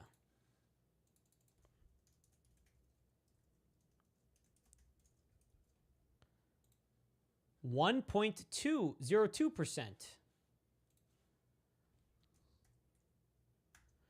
Got it. I'm glad you're able to get it. That's property taxes. It's that simple. So we're going to look at we want areas with lower property taxes because more cash flow. We're almost done, guys. Last data point here that we're going to use. When I build out plans for clients or people that I'm buying rental properties for, I will add some more data, but I only have access to that data because I have access to, like I said, more data sources and more expensive data sources. But this is plenty to do for what you're trying to do. The next thing is we need to pick an area that is landlord friendly. Now, what does landlord friendly mean? It means that the area has more laws that back up the landlord versus the tenant. We want to back ourselves up.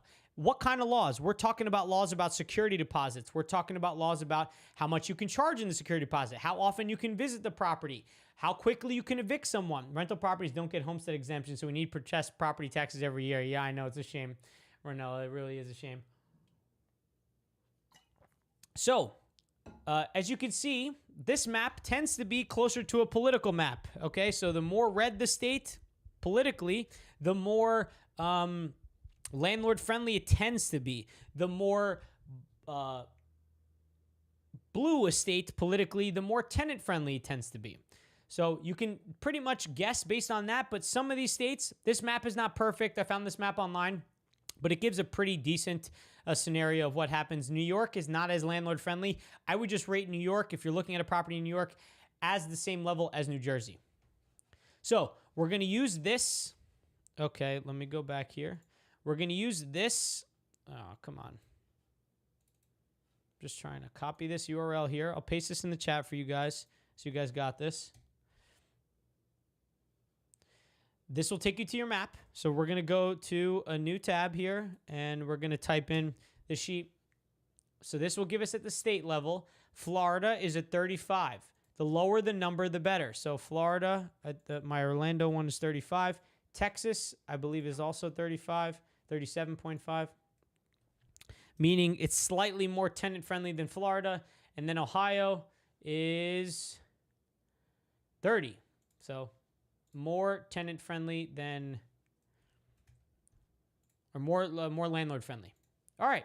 And so you're going to do that for all your cities. Now, does anyone have any questions about any of the data we did so far? Because I'm now going to go through and show you how to actually calculate which one's the best.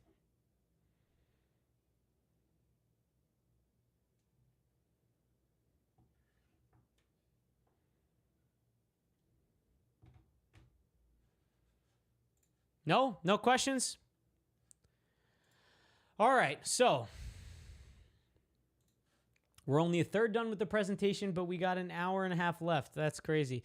All right, so we got to speed up here. What we're going to do now is repeat the process for every single city. So if you have other cities you haven't done, repeat the process. But for now, while we're on here, we're going to be on here for another hour and a half. You can do that another time to get through more of the data. But so what we're going to do is we're going to factor each column.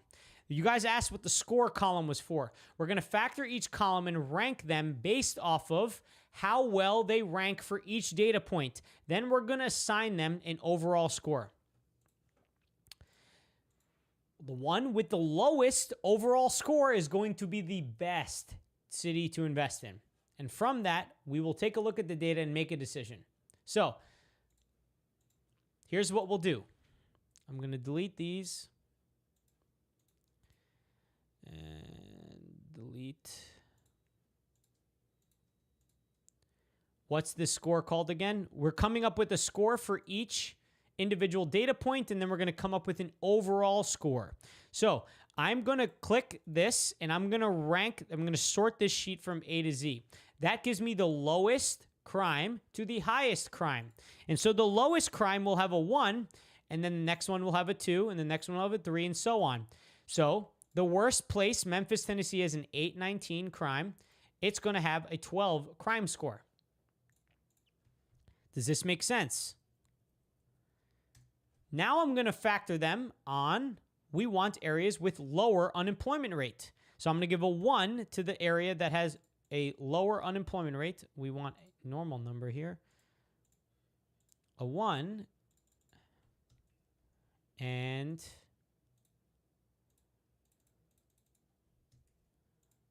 all right, it's going to make it 1.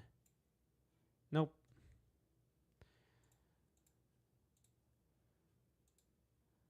Automatic. 1. There we go.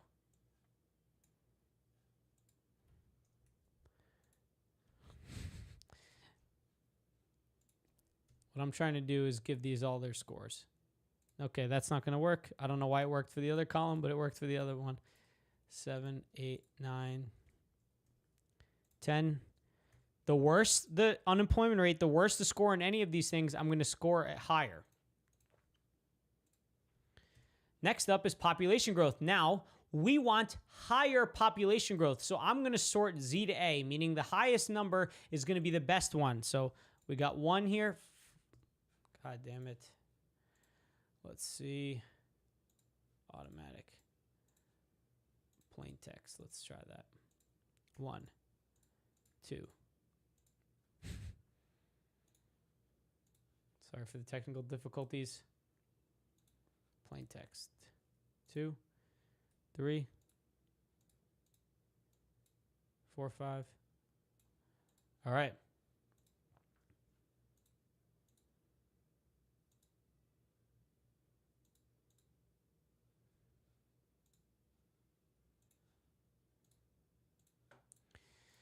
Home price score. We're going to try to pick the one that's lowest because we want lower home prices. So I'm going to sort this from A to Z.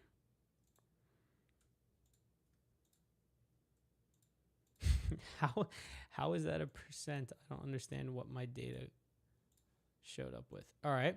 Rent prices. We want Z to A because we want the highest rent price to be the best rent scoring price.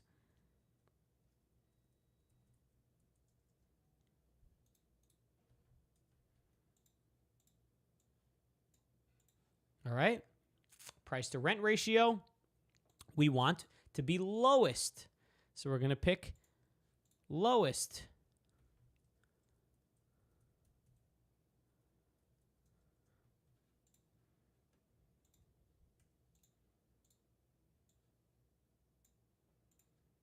Property tax rates. We want to be the lowest. So we're going to do A to Z. 1. And then landlord friendliness, we want to be lower. So we're going to start with 1 here and work our way down. Okay, now our overall score is going to be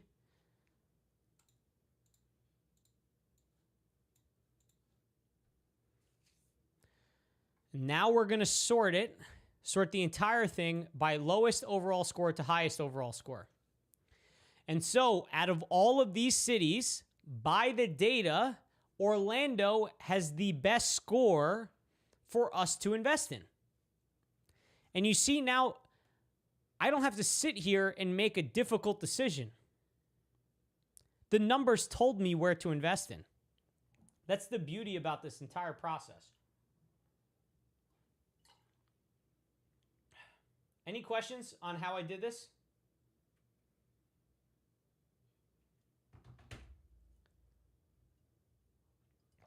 I want you guys to paste in the chat the cities that you are finding right now. What cities are you looking at? Are you guys doing this along with me? Are you guys there? I need to get some comments and feedbacks. Guys, if you're watching this, please like the video as well. Please share this with one person so we can reach more people like you. Thank you all for watching this and supporting.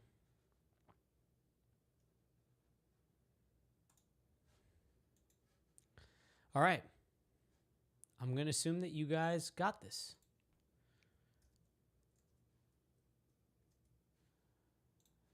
So, doing this in Little Rock. That's awesome, Tanner. I got property in Little Rock. I like it. Takes out the analysis paralysis issue. Awesome. Can you go over high or low for each column? Just say high or low. Sure. I'll go over high or low. Crime rate, low, because we want low crime. Unemployment rate, low, because we want people to have jobs. Population growth, high, because we want people to move there. Home price, low, because we want mortgages to be low. Rents, we want high because we want prices to be high. Price to rent ratio, we want low because that means our more cash flow. Property taxes, we want to be low. Lowest score is better, yes. We got Knoxville, Raleigh, Orlando. Awesome, Jessica. Landlord friendliness is low. That's what we're looking for. Dayton, we got, Connor says Dayton. So, guys, just because something is the lowest score doesn't always mean it's the best thing to go for. So, if the price to rent ratio for Orlando was like 25, it might not be a good place for you to invest, even though it might have the best score overall. If you can't find cash flow, you can't find cash flow. Some of you might not want crime. And so, if Memphis, Tennessee, let's say, was the best one on the sheet, you might not want to invest in Memphis because the crime is really high, even though its score was lowest. So this is where you can look a little bit deeper into the data to figure out what is going to be the best thing for you to do. So how this whole process works, this is a flow chart I created where once you've ranked the city, once you're at this point where you rank the cities on the data and what you know, if you want a deeper opinion, you can find more information and more data points and compare different cities together. Beware of that cycle, though, because this is a cycle that you can keep going in. Instead, if you want a deeper opinion, you can actually go invest if you don't want a deeper opinion. Is this just an exercise? Would you weigh in some of these scoring systems? This is not just an exercise. This is ideally for you to do if you're planning on investing out of state. Then I would go through this exercise and pick a city based on the exercise. Once you have this, you can actually go talk to real estate agents, talk to investors and property managers in the area. So if I was looking at this exact sheet, I might start talking to people in Orlando and Oklahoma City, thinking that this might be a good place for me to start looking at cities to invest in. Or I could look at blog posts and say, real estate investing market Orlando 2023 to get an idea of what people are saying. Norada Real Estate's a good one, where I find more information about what's going on in the real estate market in that city, okay? Then at some point, though, you need to make the decision that you're going to go out and start investing because you can't get stuck at this stage. So many people do. And I've tried to bring this down to as much of a process as possible to help you get past that point. All right, guys, we finally moved to step 2. I promised a lot of these steps will start moving quicker after step 4. Step 2 is to get pre-approved. Unless you have tons of cash, you're probably going to need a loan. I started out with a loan. A lot of investors start out with loans. A lot of investors still use loans. I plan on using loans for a long period of time because loans help me scale as long as you're doing the right thing with the loans. As far as I can see, there hasn't been many problems in which having loans has actually hurt me more than helped me. So our goal is to get a pre-approval letter. This is an example of a pre-approval letter when I was living in New York City in 2020 and I was thinking about house hacking in New York City. I got approved up to a $1.2 million property where I'd have to put 3.5% down on, up to a triplex. Okay? You can see the date and everything of how long that pre-approval lasts for. What you're going to get is this piece of paper, and the piece of paper says you are a legit buyer. To elaborate, are you at ease with simply ranking these properties? Is devil's advocate might say overlooking the delta between 1v2, 2v3. So when I first do this, to try to elaborate a little bit more, I don't automatically go with the one with the lowest score. I look at the data more deeply afterwards. So, for example, like I said, if the price to rent ratio for Orlando was really high, meaning it's going to be really hard for you to find cash flowing homes, then I would skip over Orlando, even though it has the lowest score on paper. I would weigh more on price to rent ratio than other things. Then maybe I would look at Oklahoma City because it's the second best and the price to rent ratio is pretty good. You could also say if the scores are pretty similar between two places and you've heard better things about Oklahoma versus Orlando, then you could choose Oklahoma City, right? These would be the things that you could do. I hope that answers your question, Beatty. So, getting back to it, how do we find lenders? A few different areas. Google, your network, people that you actually know. Some of your friends might actually work as mortgage brokers.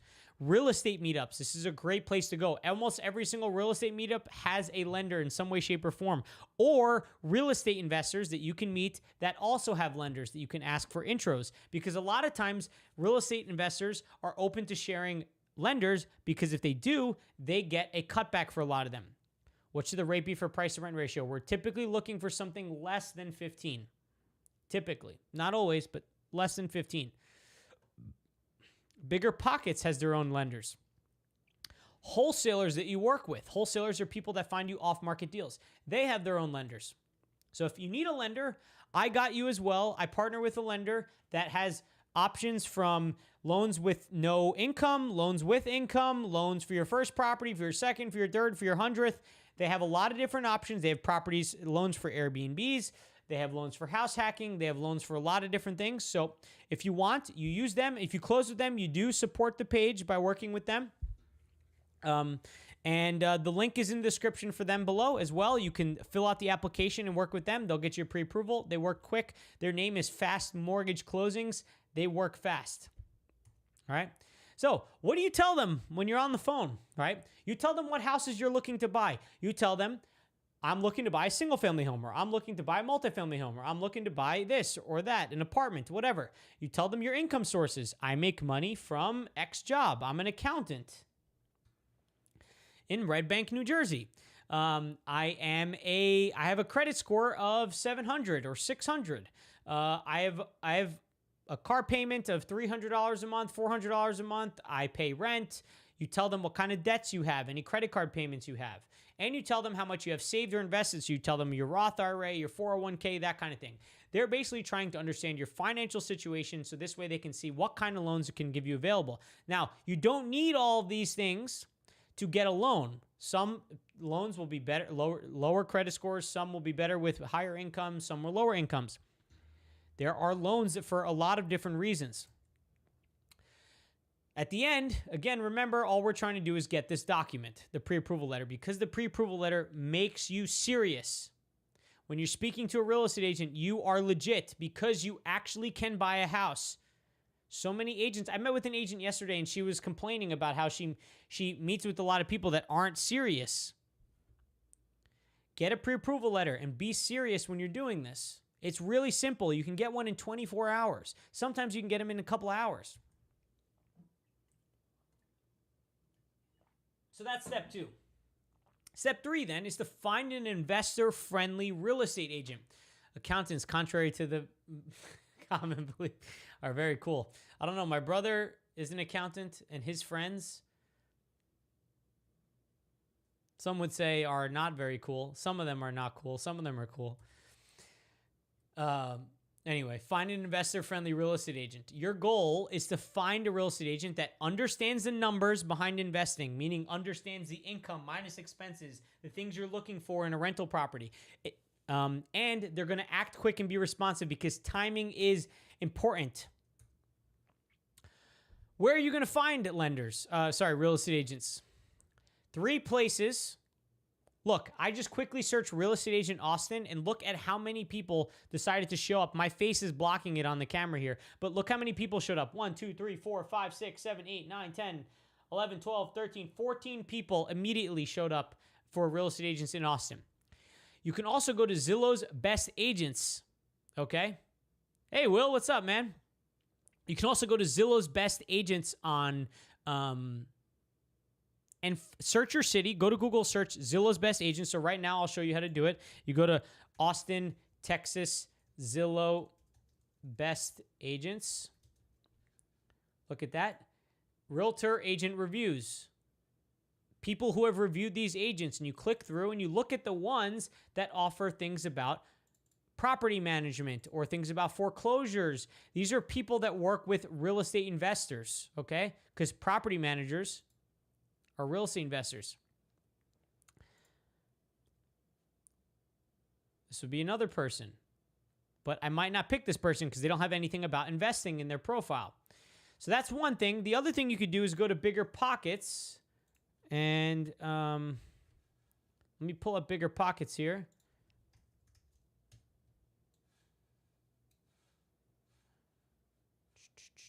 And so you can search. I'm going to go to search member search. It's important to do member search. And I'm going to search Austin, Texas. And I'm going to look over here to see information about these people. Realtor, Robert Key. Might be able to reach out to him. Investor.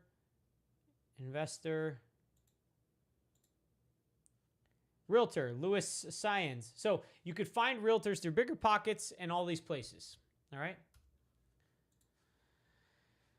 Now, what do you tell them? You tell them you're an investor. You tell them what kind of houses you're looking for. You show them the pre-approval that we talked about in the last step, and you tell them your timeline. I'm looking to buy a house in the next month. I'm looking to buy a house in the next 6 months. I'm just starting out. Please give me some time. I made this video with my friend Nam. He's got a lot of subscribers on YouTube. I wish I had as many subscribers as him. But if you want to watch this actual conversation, we did the whole thing on YouTube here, and it's on TikTok. You can see these are the questions that I asked in real time. Is have you worked with investors before? Are you yourself as an investor? It's important to try to find someone that is an investor themselves. Would you be comfortable doing FaceTime or Zoom to show me properties? Because obviously you're going to do this remotely. And you're going to ask to set up automated listings given your investing criteria. Okay? One of my favorite videos and concepts. Thanks, Will. And you guys got to remember this, that this whole thing is a process. Okay? You're going to go through this over and over and over again. You might find a real estate agent. You might not find one on your first try. It's okay. The next time you go through, you'll do it again. You'll ask them the same things, and you'll find out more about what you like. It's like dating, guys. You're going to find people that you don't like. Your first person you're going to fall in love with, you're going to think they're amazing, and then afterwards, you're going to move on because they weren't that good. That's okay. It's a process, just like any of these other things. You're not stuck with the real estate agent. You're not stuck with the property management. You're not stuck with the contractor. You're not stuck with any of these people. Now, step 4 out of 18 on how to buy your first rental property. And we got 1 hour left, so we got a lot to cover through the next hour. This is probably the deepest one left. Is to look at and analyze rental properties online. All right, we're going to break down all the numbers on how to invest in real estate, and we're going to use a couple examples so you guys got live deals that you can look at right now. So, cash flow. cash flow is what you've heard of before. And guys, if you have any questions, always feel free to comment them in the chat as we're going through. Cash flow is your income minus your expenses. All it is a number of how much money you're making every single month. If it's negative, that means you're losing money. If it's positive, that means you're making money. So for a basic example, if the income, aka the rent, is $3,000 and all the expenses are $2,700, then your cash flow is $3,000 minus $2,700 would be $300. Are you going to leave this video on your channel for future viewing? Traveling Bees, if I can figure out how to leave it on my channel, then I will, but I can't figure out how to even move my camera from the corner of the screen, so we might not be able to have that. I can't promise it. I hope I do. The next metric we're going to look at is cash on cash return on investment, okay? Cash on cash return on investment is your pre-tax annual cash flow. Basically, the difference between the income minus expenses times 12 because it's over a year. Divide that by your down payment, closing costs, and estimated rehab costs.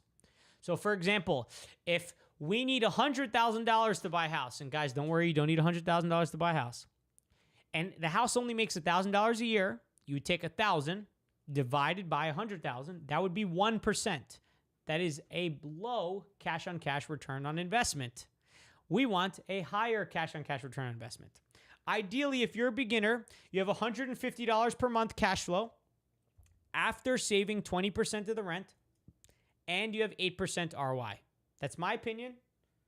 You take it with what you want. Some people want more cash flow. Some people want more ROI. Some people want less ROI and lower cash flow. It doesn't matter. Now, I'm not even going to talk about this capitalization rate. Have you heard of cap rate before? It doesn't really matter for you. People use cap rate in commercial real estate investing, but to me, it is worthless and is a waste of time for us to cover because it'll just confuse you. It's just another data point that you don't really need. It's basically your return on investment if you are buying a property cash, and none of us are probably buying a property cash. And if you are, then good for you. Just use cash on cash ROI as if you are buying the property cash. All right, same thing. So now our income, like I said, most of our income comes from rent, but a few other sources of income are washer and dryer, meaning you have a washer and dryer on the property, storage, or parking income. Rental income. It's how much you charge your tenants for rent. How do you get this number? You can use Rentometer, which I pay for. It's very, very much worth it. If you guys want to sign up for Rentometer, I have an affiliate link below. Yes, I make some money from it, and it's highly supportive. But guys, I use Rentometer for all of my things. Every time I analyze a rental property, I use Rentometer, okay? It allows me to quickly tell how much a property rents for in seconds. Bigger Pockets has a similar tool, which I also have access to, but I don't really use that much because I use Rentometer. The other way you can do that is you can ask an agent to get a list of set closed rental listings in the last 90 days, meaning they are already rented out. Or you can look on Zillow and see how much properties are renting for or starting to rent for. And you can do that to figure out a fair sense of what the market rent is.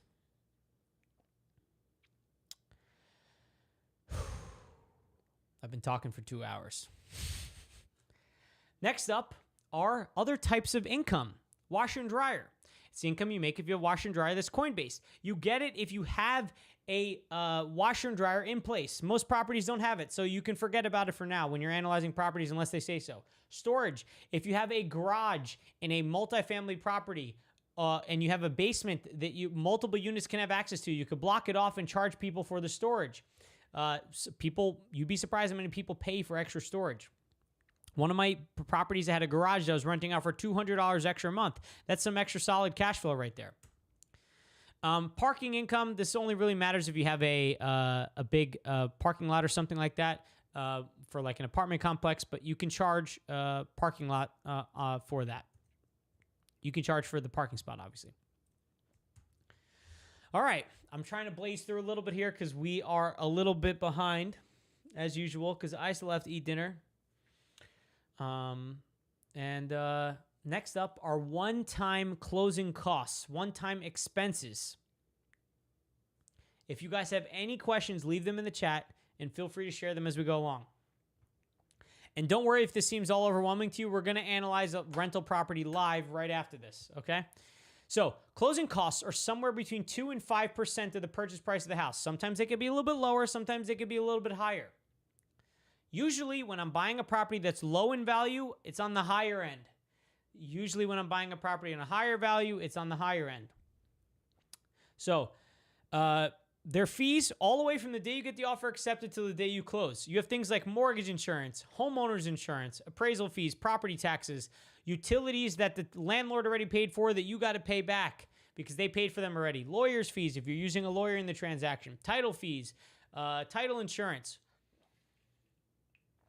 And an origination fee, sometimes 1% to 2%. It's for actually getting the loan created. And then points, buy down points, which we'll talk about now. Mortgage points, otherwise known as discount points, which is money you pay up front to have a lower interest rate.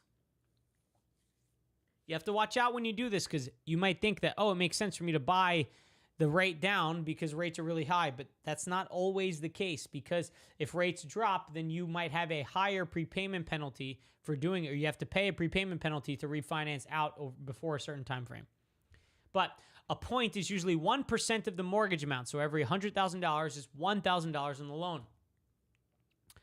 Another one-time cost is rehab costs. Now, you're probably thinking like, oh, I have to rehab throughout the life of the property. We're looking at this as a one-time cost because it's a one-time cost to get the property rent ready. So, you're going to get an inspection on the property. We're going to talk about that. Once you get the inspection, you're going to basically figure out if the property is rentable or livable. These are costs that you're going to have to pay a contractor to do the work, or if you're going to do it yourself, you're going to fly there and do all the work, good for you. But if you don't have a contractor, I highly recommend you get one. There's a good book. I'm going to find it right now. 1 second. This book, the book on estimating rehab costs. In my Ultimate Beginner Resource Guide, I have all my favorite books for beginners. The link for that is below. You can get all my links, and they're usually affiliate links, so you help support the page when you buy through there. I get like freaking 40 cents every time you buy one of these books. And if you do that, it'll help you estimate rehab costs better. But if you have no basis whatsoever, you can use this scale that I've come up with to help you take complete guesses and shots in the dark. I don't recommend you base anything off of this unless if it's just a high-level analysis, but just to let you guys know. All right, how many of you are still here? Give me a thumbs up if you're still here as we're going through this all. I know I'm teaching a lot of dense information, and I hope I'm not boring a lot of you, but this is really important stuff because we got to get through the next portion here in order to learn how to analyze deals. Now, those were one-time expenses. Now, as remember, this formula, income minus expenses, has a lot of ongoing expenses. This is an entire list of all of the ongoing expenses on a rental property, okay? You're here. Michael, you're here. Thanks for being here, guys. Thanks for supporting. Thanks for liking. Thanks for commenting. Thanks for sharing. Let's get through this. So, mortgage. This is pretty simple. You can use an online mortgage calculator for this.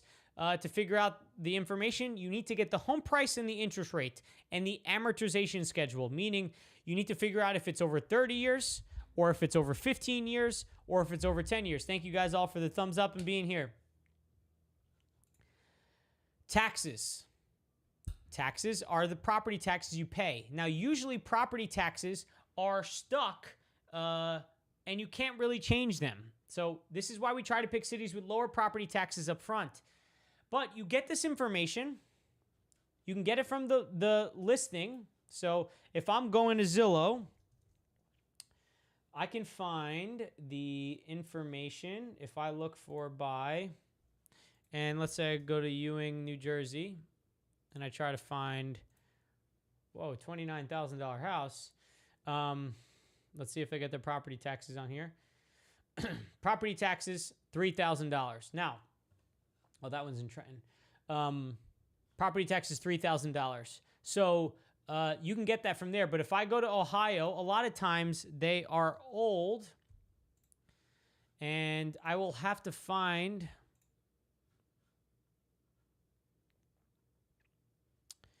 So this one's 2021, right? So what I do, this is our sponsor, PropStream. What I do with them is I go to PropStream because I get all this extra information on properties. And if you want PropStream, there's a link below for you to use them. So I'm going to copy the address for this property here. And it'll come up. It'll give me all the owner information. It's so great.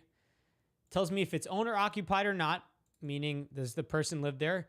Look at this. Open Door Property Trust owns it. So that means Open Door owns the property and they're listing it for sale. We have Open Door's mailing address. You can see, so we're looking for property taxes. You can go to tax information here and it has the latest property taxes, 2008 to 8. Paying attention like this is an actual class. It is an actual class, Jeremy. Okay, so getting back to it. Now, property taxes, you're going to pay for them over time. Again, that was PropStream. If you want that, the link is in the description. By you supporting them, you support the page as well. So thank you for that. Insurance. Now, insurance can go up over time. Gloria hinted at that. Is there every time you'd say flatly, do not buy a house under these conditions, or you can always find a good deal in any market, is mostly reference in interest rates. Oh, yeah. I'm closed the house. The last house I bought is a 12.1% interest rate. It doesn't matter what the interest rate is. What matters is does the house profitable regardless of the interest rate? The interest rate is a tool of doing the business. Low taxes. Yes. So anyway, insurance. Insurance is usually included in your mortgage payments every month, along with property taxes. And the way you get this is usually you get a yearly amount, so $1,200. If it's $1,200, you divide them by 12 to get a monthly amount. That is how much is going to be in your property taxes, in your escrow from the mortgage company every single month. The way you get this number is you can ask a real estate agent. You can ask your current property owner how much they pay for it, but although it might go up because you're buying the property probably at a higher price. And you can use a company that I use, NREIG. I have 3 insurance policies with them from my rental properties. They usually give decent prices. Only one time I've had a situation where they didn't give a decent price. So you can get a quote online from them. You fill out an application and then they'll give it to you. The link below to use them is down there in the description. And again, you help support the page if you do use them. If not, you can feel free to shop around. I always recommend you do shop around for insurance rates. PMI is the next monthly cost. Guys, I know the costs are a lot and they're going to seem complicated, but don't worry, we're going to actually analyze a rental property soon. This stands for private mortgage insurance. Depending on the loan, it could be called mortgage insurance premium, MIP. It's a monthly cost on top of your mortgage because you decided to put less than 20% down. The less you put down, the more you owe, okay? So it's average 0.55 to 0.25% of your loan, and you can use this calculator that I have here on how to calculate your PMI through NerdWallet. You pay attention to environmental risks, flooding, fire, and you account for that when expenses, you not take properties with those risks. What environmental risks are you talking about? Are you talking about like investing in California and being worried about earthquakes, or investing in Florida and being worried about hurricanes? Like that kind of thing? How do you pay your personal taxes and report gains? Do you have taxes in each of those states you have property? I actually paid no taxes in those states, but yes, you have to file taxes in the states because you file a foreign corporation registration in those states. We'll talk about taxes at the end. We'll do a quick high level. Maybe I'll do a whole nother live on taxes. Do they use your personal clue report for clue report? What is my clue report? I've never heard the word clue report before. Please educate me. HOA fees. So I'm not necessarily worried about investing in an area that might have a flooding or fire. Flooding, yes, because there's flood insurance. A fire, no, because I can't really prevent forest fires. Those are mostly human caused. I can't prevent, like, no one could have foreseen what happened in Hawaii, unfortunately, or the stuff that's happening in California. I would never invest in California, at least within the next time frame. Hurricanes, yeah, I try not to invest in areas with hurricanes, but it doesn't really discourage me either. because hurricanes happen in New Jersey, and I grew up with hurricanes. They weren't as bad in Florida, though, obviously. But yeah, I don't really keep those into consideration because insurance will cover that stuff if you get the right insurance. And that's the point, is investing in places that you can do that.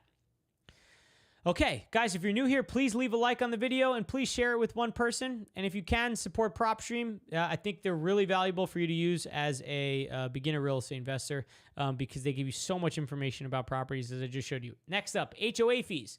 HOA fees give you, it's a homeowner insurance fee. It's the fees that you go to pay for the grass and everything else around the property.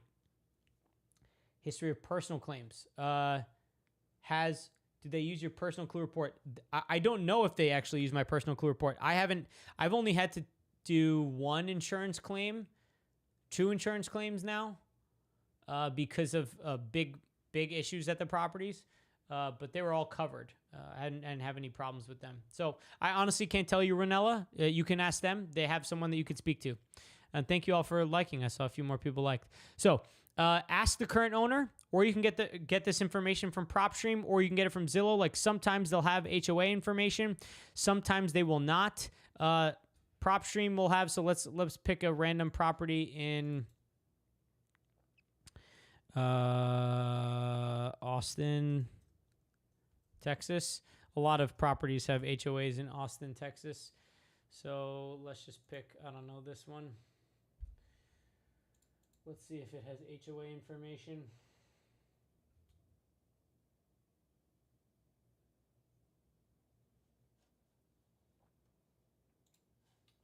Well, I could filter property characteristics. You can do a lot of searches with this. Include. So it's going to pick properties that have HOAs. Did you create LLC or S Corp for the purpose of investment properties? Which is more financial benefit? I have LLC. I don't have S Corp. And I have a different LLC based on who is investing with me. So if I have a different partnership, I have different LLC. So look, HOA fee on this property is $420. In Miami, HOA fees can literally kill your ability to invest in real estate, because the HOA fees are like $900 a month. So that's important to pay attention to when you're looking at a property. All right, property management. We'll talk a little bit more of this later, but it's basically the person who acts as the landlord. They get paid in 3 ways: 6 to 15% of the monthly rent up front when they collect rent. When they put a new tenant in the property, they usually charge 25 to 100% of the first month's rent. And when there's a project happening, like contractors doing work, they might charge a percentage of the project to oversee it. So you can get this number by literally calling them and asking. You can ask other investors what they're charging, or you can ask what the current owner is paying on their property management over the property. But again, I highly recommend you get property management. Even if you don't, you budget it in your analysis, because eventually you will need it. Now, all of these next expenses are actually money you're going to put to the side in case something goes wrong. 3 things: repairs, capital expenditures, and vacancy. Vacancy is easy. Let's get that one out the way. Vacancy is a savings buffer we're going to put to the side depending on if someone doesn't live in the property. 1 month of not having the property vacant can kill a lot of your cash flow. So it's important to save money to the side for vacancy. All right. So if it's a really high quality unit and I don't expect it to be vacant, I might save 5%. If it's a lower quality unit, I might save 10%. Now, repairs are like fixing up, painting the wall, or they're fixing the sink. Small repairs, things that are deducted in terms of a tax code situation, are going to be repairs. I will save on the low end of every rental property 5% of the monthly rent to 12% of the monthly rent. Capital expenditures, on the other hand, are big expenses for a rental property investor. So things like a brand new roof, that is a capital expenditure. That is something that goes towards depreciation in rental property investing. That's something else. Taxes are a huge thing, and we could talk about that. I'm not an accountant. I just learn a little bit about the tax code because I'm interested in the tax code and how I can find ways to save money, because I don't like giving the government money because they usually don't do a good job with it. That is just my personal opinion. Some people here might think differently, but that's just my opinion. So these things are money we save to the side in case something goes wrong. So this way we have a savings buffer because I don't want to pull money out of my own pocket and put it into the rental property. Once I invest, I want it to stand on its own. Now, utilities. Utilities is a whole discussion, but there's main utilities: water and sewer, electric, heat, snow removal if you invest in an area with snow, garbage removal, and lawn care. Okay? So, the best way to get any of this information is simply to call up the company and ask them what a typical property costs for this size, square footage. Or you can ask the investor to see their actual statements to see how much it costs them right now. Or you can ask other investors nearby what they charge in their property. Once you get one property and you start seeing how much it costs, then you can change your numbers based off of that. All right, we're making it closer to the end. So there's two shorthands, things we can do to speed up our time with analyzing deals. There's two quick ways to do it. The first one is known as the 1% rule. How many of you have heard of the 1% rule before? Give me, tap the heart in the chat if you've seen the 1% rule before. The 1% rule simply says if the house rents for 1% of the home price per month, then it probably will cash flow. Now, guys, as interest rates have gone higher and home prices have not dropped, I'm looking at properties in my market that are closer to like a 1.3% rule. Okay? A 1.3% rule. That doesn't mean that that'll be the same thing for every market. That's why it's important for you to analyze properties beyond the 1% rule. I looked at properties that are 2% rules that don't cash flow. I've looked at properties that are 0.7% rules and they cash flow. So it depends, but 1% rule is a good standard to look at. Next thing is the 50% rule. The 50% rule says if you estimate your expenses to be 50% of the rental income, not including your mortgage payment, then whatever's left over should be your cash flow. So, for example, if a house rents, if we take a house that was $100,000 and you got a mortgage with 3.5% over 30 years and you put 25% down, your monthly payment will be $337 a month. I did the math ahead of time. Don't worry about the math, otherwise we'd be here for forever. You take $1,000, if that house rents for $1,000, you subtract 50% of that for all of the expenses and the savings on a property. That is $500. And then you subtract another $337. That leaves you with $163 per month in cash flow. These are quick ways to quickly analyze a property without doing all the work. But I'm going to sit here and recommend that after you do these things, you're still going to want to fully analyze a property. But in order to go through 100 properties on the MLS that you're going to see right now, the best way to do it is to start with the 1% rule. Then if they pass that, you can go to the 50% rule. And then if they pass that, you can analyze the deal fully. All right, so now we're going to analyze some deals together. I really have to go to the bathroom, so you're going to have to give me 1 minute to be right back. And I will actually shut off my camera so it doesn't overheat. And I'll be right back 1 minute. But I'll still be here. Please don't leave.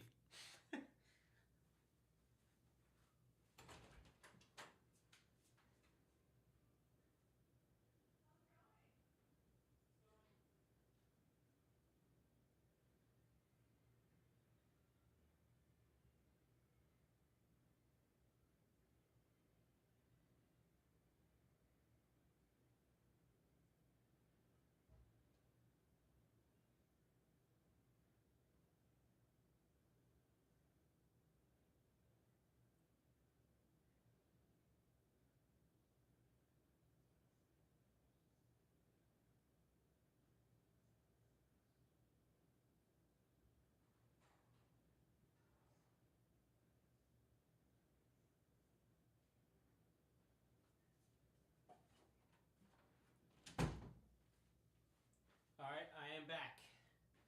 We are going to analyze the deal together. So if you guys have a specific address of a property you want me to look at, please put it in the chat right now and we will analyze it together.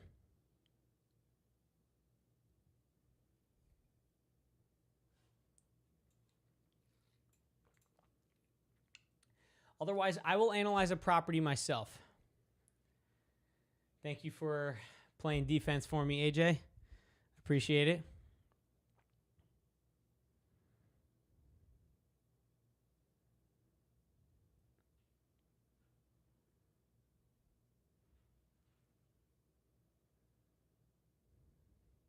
Place the property in the chat. Otherwise, I'll just pick one right now, and we'll start analyzing one. So I'm going to look at a property in Muncie. We'll go to Orlando, Florida, because we analyzed properties in Orlando earlier. I'm going to try to find a multifamily home because I like multifamily homes. That's just what I do. All right, this one seems decently priced compared to the others. $292. Okay, so here's what I would do. I have a spreadsheet which you can purchase. It is $30, and again, you help support the page. I'm going to go to my Google Drive here. Let me quickly open up my spreadsheet. Properties I analyzed. I'm going to show you guys how I analyze a property live. Okay, so you could figure out if it... Oh, you guys gave me some properties here. Cool. Let's go to... I'll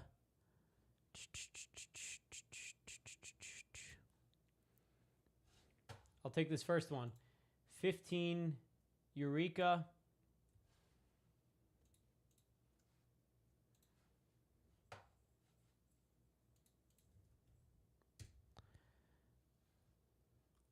$37,000 property. That's pretty solid if I've ever seen it. So I'm going to copy this address here. I'm going to update the sheet name to be the address. I'm going to change the property address here. I'm going to take a quick screenshot of this property like that. And then I'm going to insert the image in the cell of the property that I just took a screenshot of. So this way, we got it. All right, so the first thing I'm going to do is put in the purchase price of the house, $37,500. Now, what I do is I go to Rentometer, and again, if you want the link to sign up for Rentometer, it is in the link to the description. You will be supporting my page if you do that, so thank you very much. So this is a 3-bed, 2-bath. So I'm going to do 3-bed, 1.5 bath, and it will give me, I'll choose house. It'll analyze.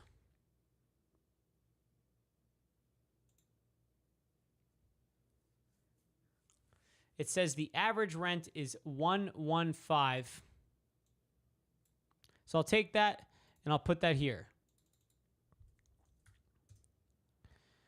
All right, so this is a scenario, a $37,000 house that has, wow, it's actually in decent shape. Solid find, solid find. Let's go through, and you're going to need to buy this outright most likely because I don't think they give loans for $37,000 house. So let's just assume you put 100% down on the property. Let's assume you get a 7.5% interest rate. If you get a higher one, you just increase that. If you get a lower one, you just lower it. We're going to assume 30 years, okay? Doesn't look like it needs any rehab costs. Let's look at all the pictures just to be safe. This is how I'm estimating properties out of state, okay? Oh, wait, something might be... This might be something, but it doesn't seem like you're going to need to fix that up front. Maybe something with the ceiling, but...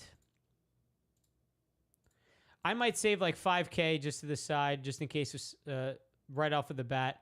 Let's put $5K in estimated rehab costs. But it looks like you could probably move in and live in there. Let's see if the description had anything. Needs some work, but has a lot of room to work with. 1 bedroom on main level, full bath on main level, half bath upstairs. Could work for a big family. Big family. 1,300 square foot house, big family. All right, so property taxes. Now, I'm going to look here, 438. That doesn't look up to date, so I'm going to go to PropStream. And again, this is the benefit of using PropStream. I'll be able to pull up the property instantaneously. And let's see here. Tax information. It's saying this one's also 438. Oh, that's 447.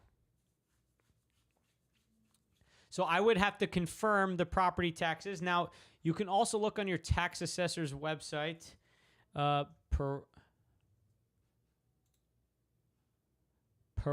Peoria. Do you know what county Peoria is?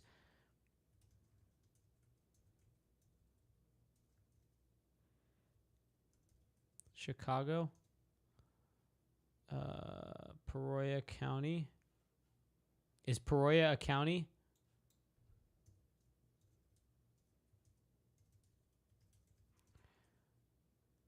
Oh, it's okay. So it is Peoria County.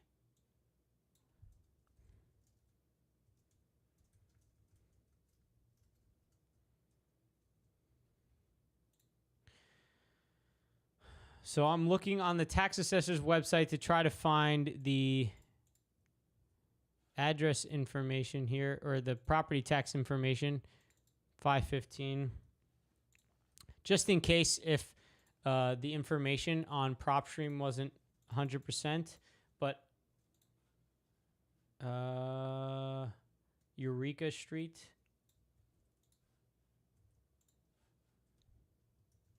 Peoria.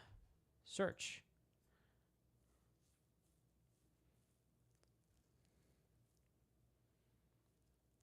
Total tax. There we go. 734. I didn't even know how to do that for a while, so that's a quick pro tip there. So $734 in property taxes. That's amazing. Home insurance. So the way I look at home insurance is if I don't have an exact quote, I'm going to first say it's about 1% of the house price. But because it's on the low end, I'm going to go 2%. So let's just say $700 a year for home insurance on this house. Because it's I don't know the area, I'm going to save minimum 8% of the rent for vacancy, CapEx, and repairs. So we're going to save 24% of the rent to the side right off of the bat. Property managers are somewhere usually between 6 and 15%. I'm going to pick 10% to be average. Now, it's a single-family house, so ideally I won't have to pay any utilities on the property. That means this property might make us $566 a month and 15.7% ROI. Now, that is what we know up front, okay? What I might do to analyze the property further is I can go on Google Street View, okay? So I can go to Google Maps and then go to 15, where's the address? 515 Eureka Street, Peoria, and I can click on this, and I could see the area, okay? Does this house across the street not even have a front door? It just has a rug. They caught this on camera, so you can see when this was. This was August 2023, so this is recent. So you can see the street. Beware of dog. That's not a good sign. Usually when people have beware of dog, they are in a not good area. But I could be judging a little bit based off of the rug for a front door.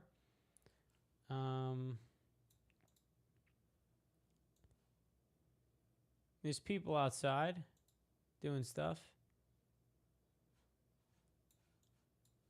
The houses don't look in terrible shape. They look in decent shape. So, I don't know much about the area yet. What I would do is I would speak to a real estate agent, see what they think about the area. You get information from them. To look at PropStream, I would then pull up the owner information, see how long they owned it for, see what we can get. Linked properties. So they have 4 other properties, which might mean that they might be trying to offload some of the other ones as well. And 2 of them are vacant.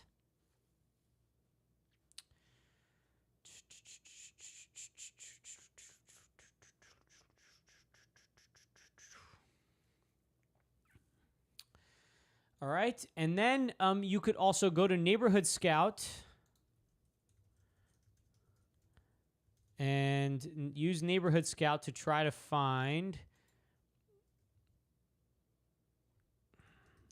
Peoria.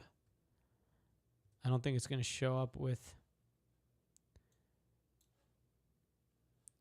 crime.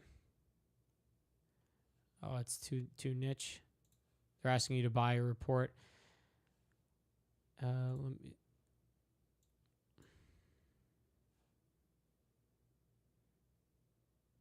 Let's see if they have information on crime as a. It has a 16.5, which is vacancy rate, which is well above other U.S. neighborhoods.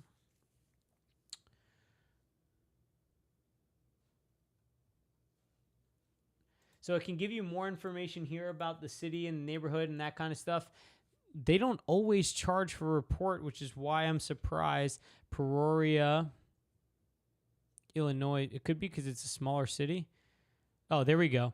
Okay, so we want to try to figure out this area, Averyville, to see if that is worse in crime or better in crime. So that is the lowest.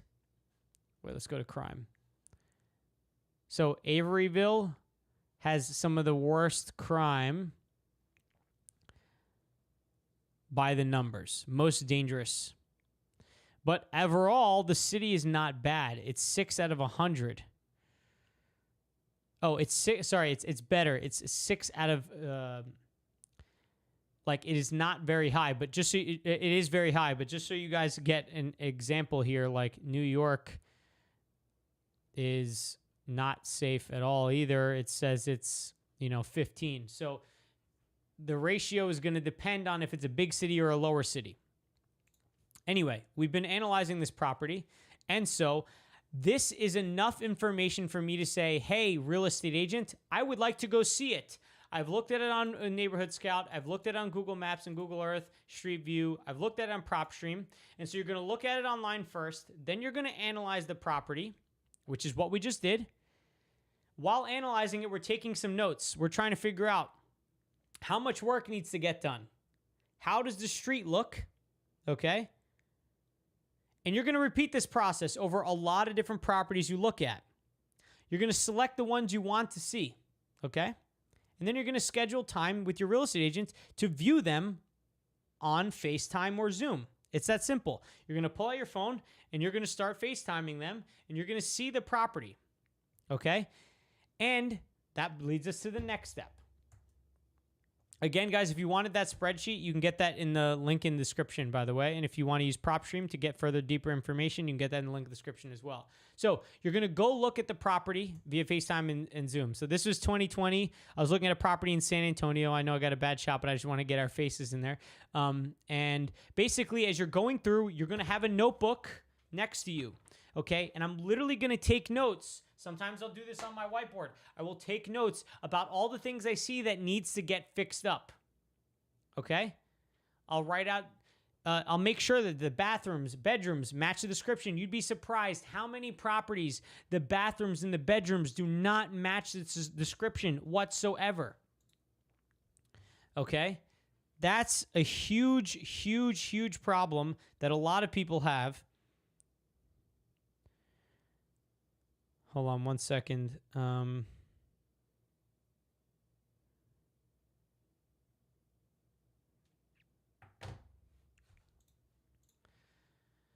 So there's 3 things you're missing virtually.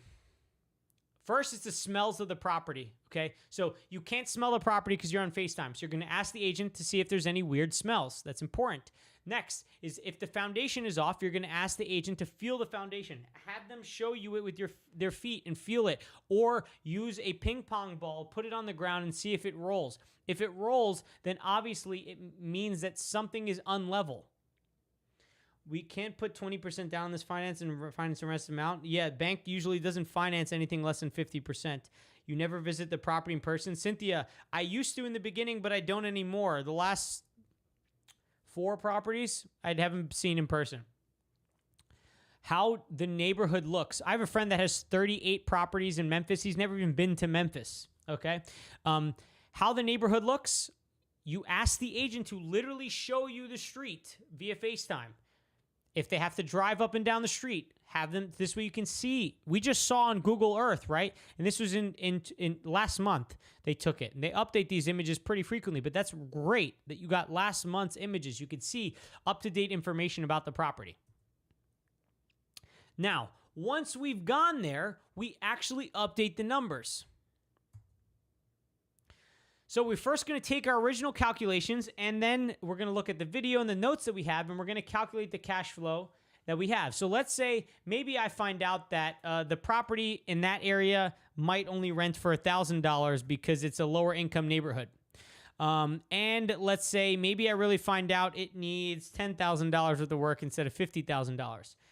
Do you have any plan on buying property in Canada? No, I don't have any plan on buying property in Canada. There's nothing that attracts me about Canada, I'm not going to lie. The government, the cold, nothing about Canada attracts me to buy there. And the property prices are super expensive. If they were cheaper, it might make more sense. But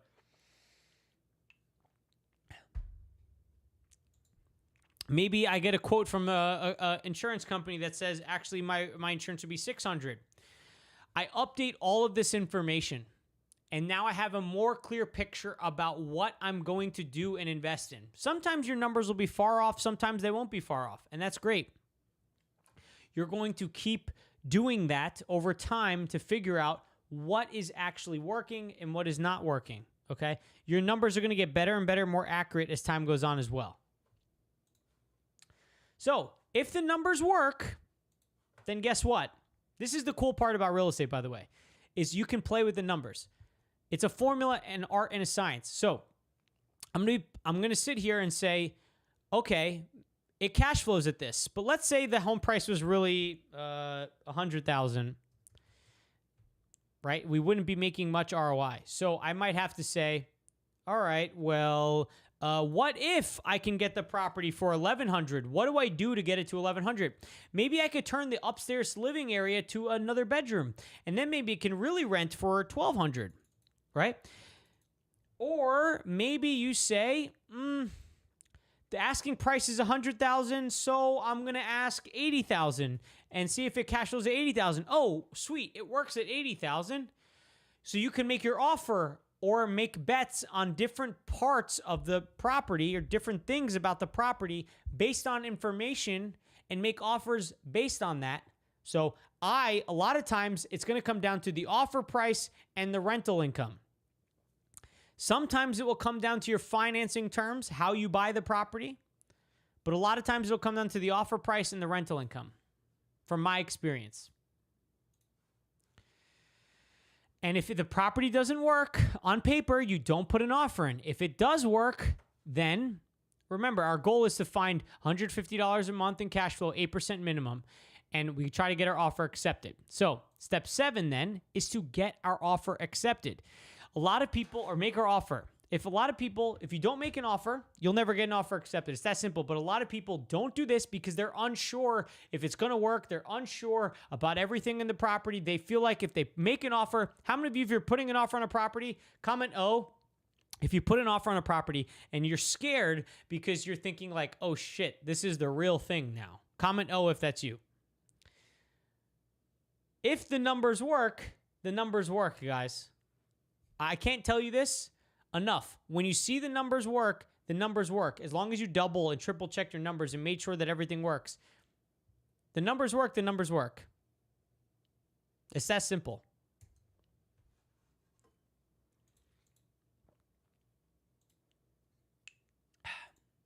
So, the first thing about your offer is that you need to look at the numbers behind your offer. There's 4 parts about the numbers behind your offer. I'm going to break this down. The numbers, the first thing it needs to make sure is that the offer, the price that you make it at, the property makes the cash flow that you're looking for. Okay, so you need to make it off of numbers. Like I said, remember in this example, if I lowered the price to $80,000, then the cash flow works. But if it's $100,000, it doesn't work. Next up, is it in the range for what they're asking for? So if they're asking $37,000 and you offer $5,000, that might be too low. If they're asking $400,000 and you offer $380,000, that's doable. If you offer $415,000 and they're offering $450,000, that's a little tight. It might be too much to go below. It's okay. It's all about the percentage at the end of the day. The next thing is it at a price point you can afford? You can simply figure this out by looking at your pre-approval letter. Does your pre-approval letter work? If your pre-approval letter works, that's great.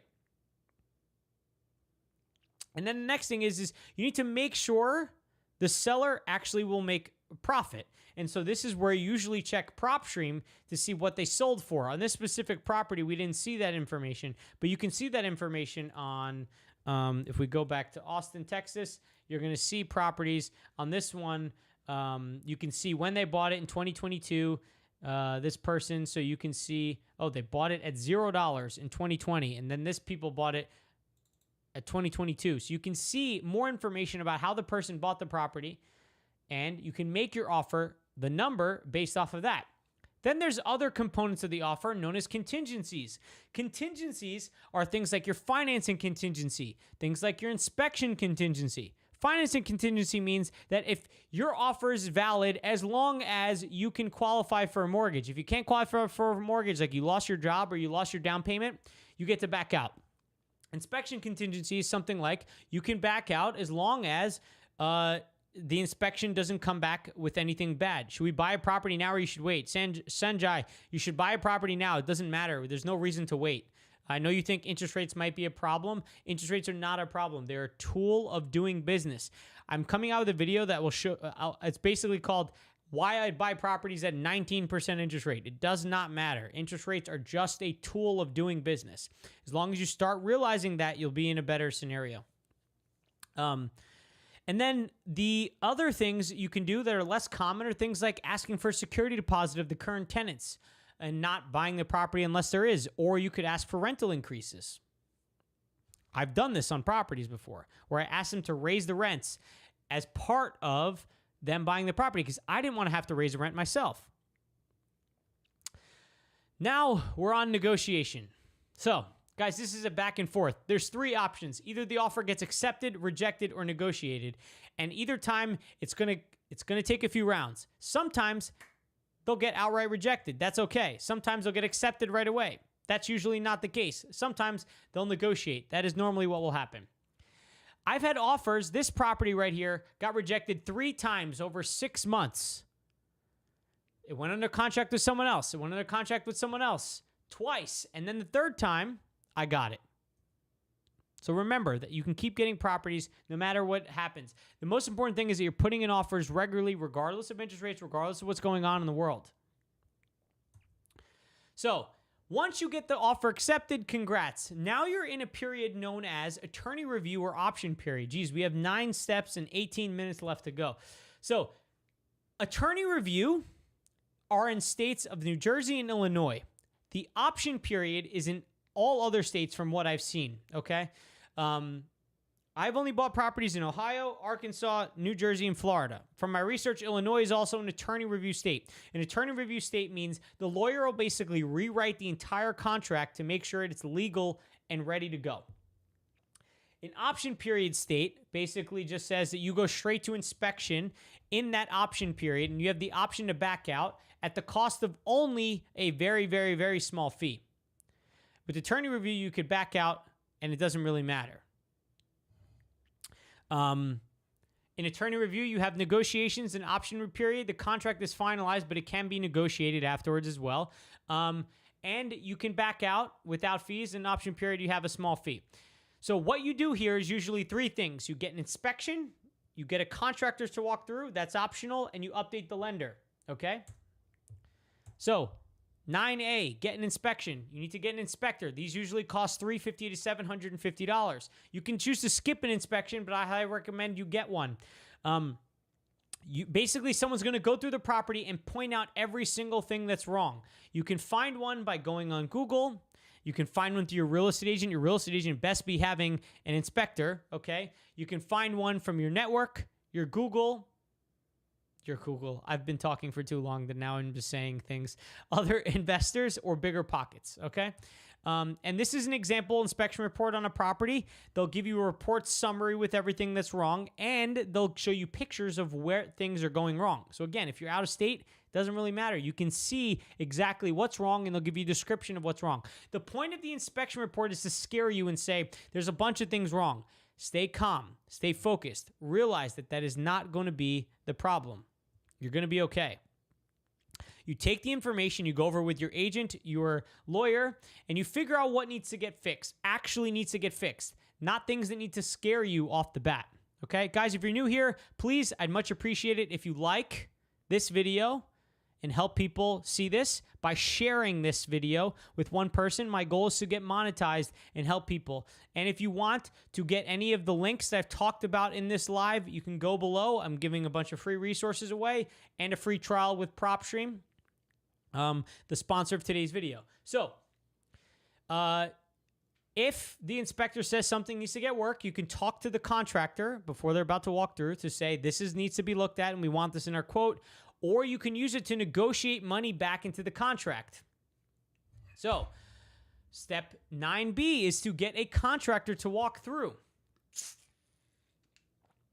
Usually, there's going to be something that you want to get fixed up, and you're going to want a contractor. You want a contractor that has experience, knowledge in the area of expertise that you're looking at. So, if it's plumbing, a plumber.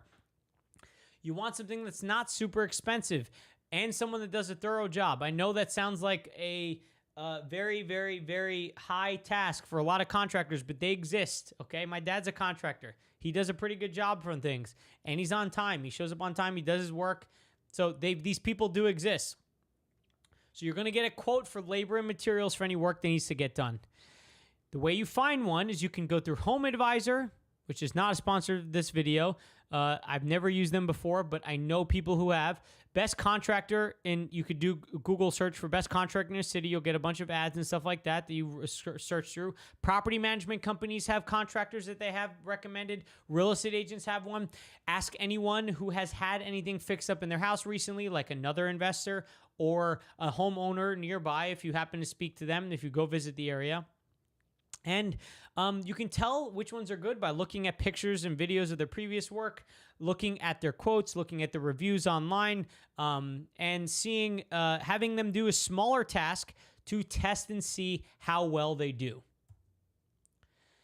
In the end, you're going to get a rehab budget. This is an example rehab budget for a property that I almost ended up getting.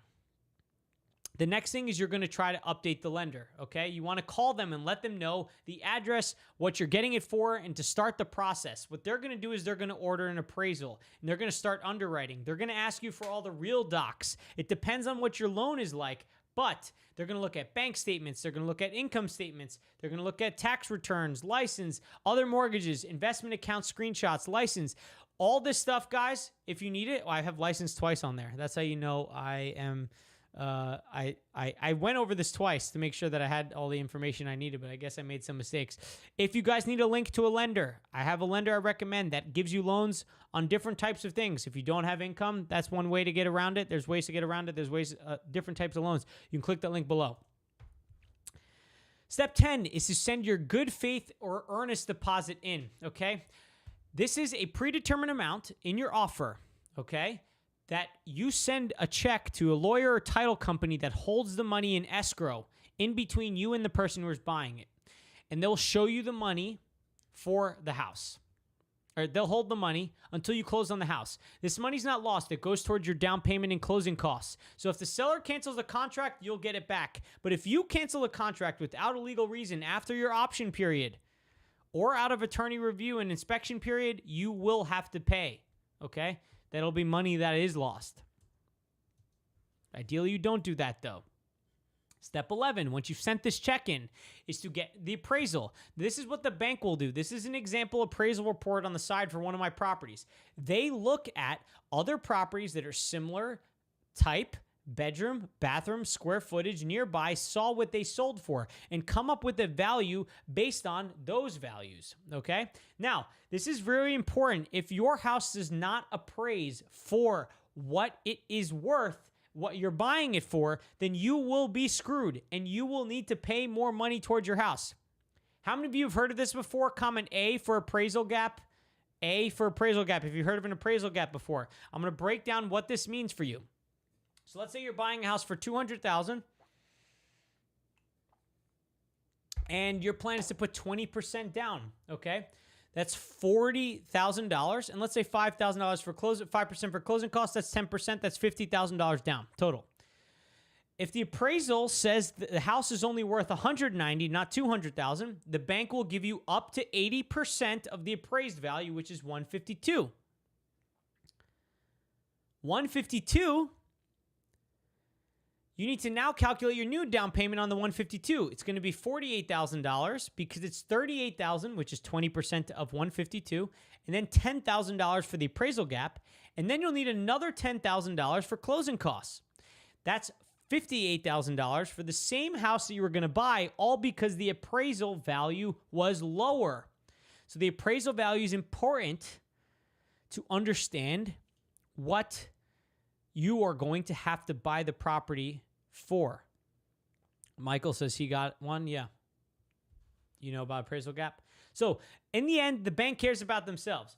We are two people and planning to buy a home here in Canada. I'll be primary applicant. Other guy will be co-applicant. Okay, cool. Can you put appraisal on contingency? Yes, Cynthia. There's a thing called appraisal contingency. There's almost a contingency for everything. Great question. So the bank cares about itself. That is something you need to realize. Everything they do, down payment, insurance, appraisal, all is to protect them from not losing money. Other guys married, how will the distribution of the mortgage will be? Equity payment of the mortgage. What kind of house are you buying? I'm a little confused. It depends on your partnership structure that you guys have. Are you buying a rental property together? Or are you buying whatever? If you're buying a rental property together, you should be creating an LLC. Now, I can't speak to legalness in Canada, but that's how it would be done in the United States. Step 12 is to get home and flood insurance. You're going to need insurance on the house again because the bank requires it. Your lovely face is in the way of the numbers. Sorry, guys. I can't help on that. I don't know how to move my face still. So if you need insurance, NREIG, they are an affiliate. So by using them, you will support the page. I have 3 insurance policies with them. You can use them in the link below, or you could work with an insurance broker. You could ask a real estate agent for insurance company, or you could talk to other investors and bigger pockets. If you're in a flood zone, and you can look at the FEMA flood map to see if your property's in the flood zone, you're going to need extra insurance called flood insurance. And what that does is that hurts your ability to cash flow because it's another cost on your rental property we were talking about earlier. How does insurance work? Overall, you pay the money up front or a down payment, and then you pay the rest on monthly part of your mortgage. And when something goes wrong, you'll call up and file a claim. If you're covered, you will get some money back for repairs.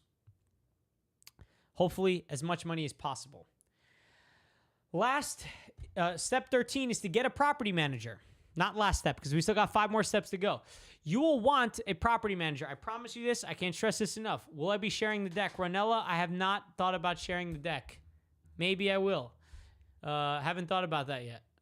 If I do, I will be collecting emails and phone numbers for that because this is a lot of work into the deck. You're running a business, and in order to run a business, you need help. A business isn't done by itself. A restaurant doesn't run with one person. A restaurant has servers. They have cooks. They have cleaning people. You can't run a restaurant by yourself. Why are you running a real estate business by yourself? Your focus should be on improving the portfolio, not being a landlord, handyman, or therapist, okay? So, property management company is someone who takes care of most of the issues. They communicate with the tenants and handyman, find new tenants, and they're the first point of contact. Usually, you pay them somewhere between 6 to 15% of the monthly rent, 25 to 100% of the first month's rent on a new lease, and there's some charges usually for managing contractors. You need to clarify these charges because they differ from company to company based on whatever they decide to charge. When something goes wrong, they'll deal with it immediately. And they'll let you know if you're needed. Right now, one of my tenants is without water. And so they sent us an email to talk about it. That's great. I didn't have to deal with a phone call. It sucks for my tenant that they don't have water. We're going to try to solve the problem as best as we can and as quickly as possible. But I'm happy that I didn't have to get interrupted in my day to deal with the problem immediately. I didn't have to walk my tenant off a ledge to tell her or him that, what's going on. So, man, my brain's fried.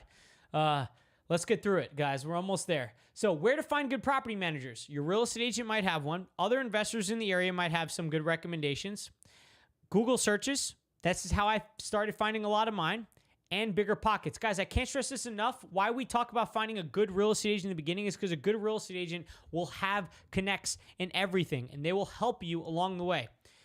You can tell which ones are good by calling them and talking to them. Most of them are not going to pick up, okay? You can also see the reviews and testimonials online and read about them and see what people are saying, especially from the tenants, because at the end of the day, our tenants are our customers. And if the customers are not happy, then they will not have a good time. So, again, this is just a trial. Do not worry about being stuck working with a property management company for forever. Just try them out. If they suck, you switch them. I've switched property management companies that I thought were good.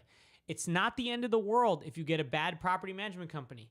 It is the end of the world if you get someone to steal all your money, but that is typically not going to happen if they're an established property management company that you know of. So if you go with a random guy or random girl, yeah, you might have that opportunity. But how do you end up knowing if a product is good on Amazon before you buy it? You check the reviews. The same thing here. You check the reviews and see what people say. Now, what if you want to manage it? You can get a handyman and manage it remotely using online software like RentRedi or HemLane, which I both have affiliate links for in my resource guide. So if you would like that, feel free to get that. And you can use HemLane has built-in teams for the areas. That might be something you're interested in. My girlfriend's mom manages all of her properties in Texas from California by herself. Now she ends up having to do stuff and comes here every now and then, but that's on her. She wants to do that. I think it's a lot of work to do that. You really just have to ask yourself, is 10% of the rent worth it for you to have a lot more headaches and a lot more time? To me, no. Step 14 is to get a CO inspection. CO inspection stands for Certificate of Occupancy. It's basically a document that tells you how many people can live there and be at a property at a time. I've only seen this in New Jersey so far and Florida. I have not seen this in Ohio or Arkansas, okay? So some places will need it, some places won't. What will happen is you'll have an inspector from the town. They'll come through and they'll list a bunch of things that need to get fixed. They need to get fixed within 60 days of the tenants being there. If there's tenants there. If there's not tenants there, you have more time frame. Do you get the rent or does it go through your property manager? Ronella, it depends on the property management company. If they're a professional property management company, usually they'll go through them. They'll deduct all the costs and you'll get what's left over. In other cases, I will get the income. I have one in my New Jersey ones. It's a less, like we'll call it less known company. It's a guy and a couple of other people. And I'll get the rent myself and then they will take they'll charge me money on top of that. So you basically need to make sure things are up to code so people can live there. Step 15 now, guys, we made it to closing day.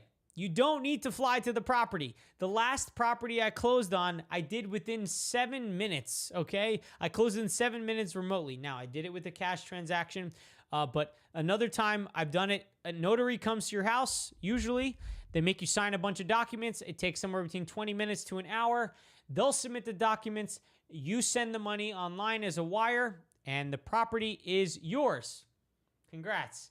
We made it this far, 3 hours later, full teaching of all that, but we're not done yet, okay? Now we got to get to work.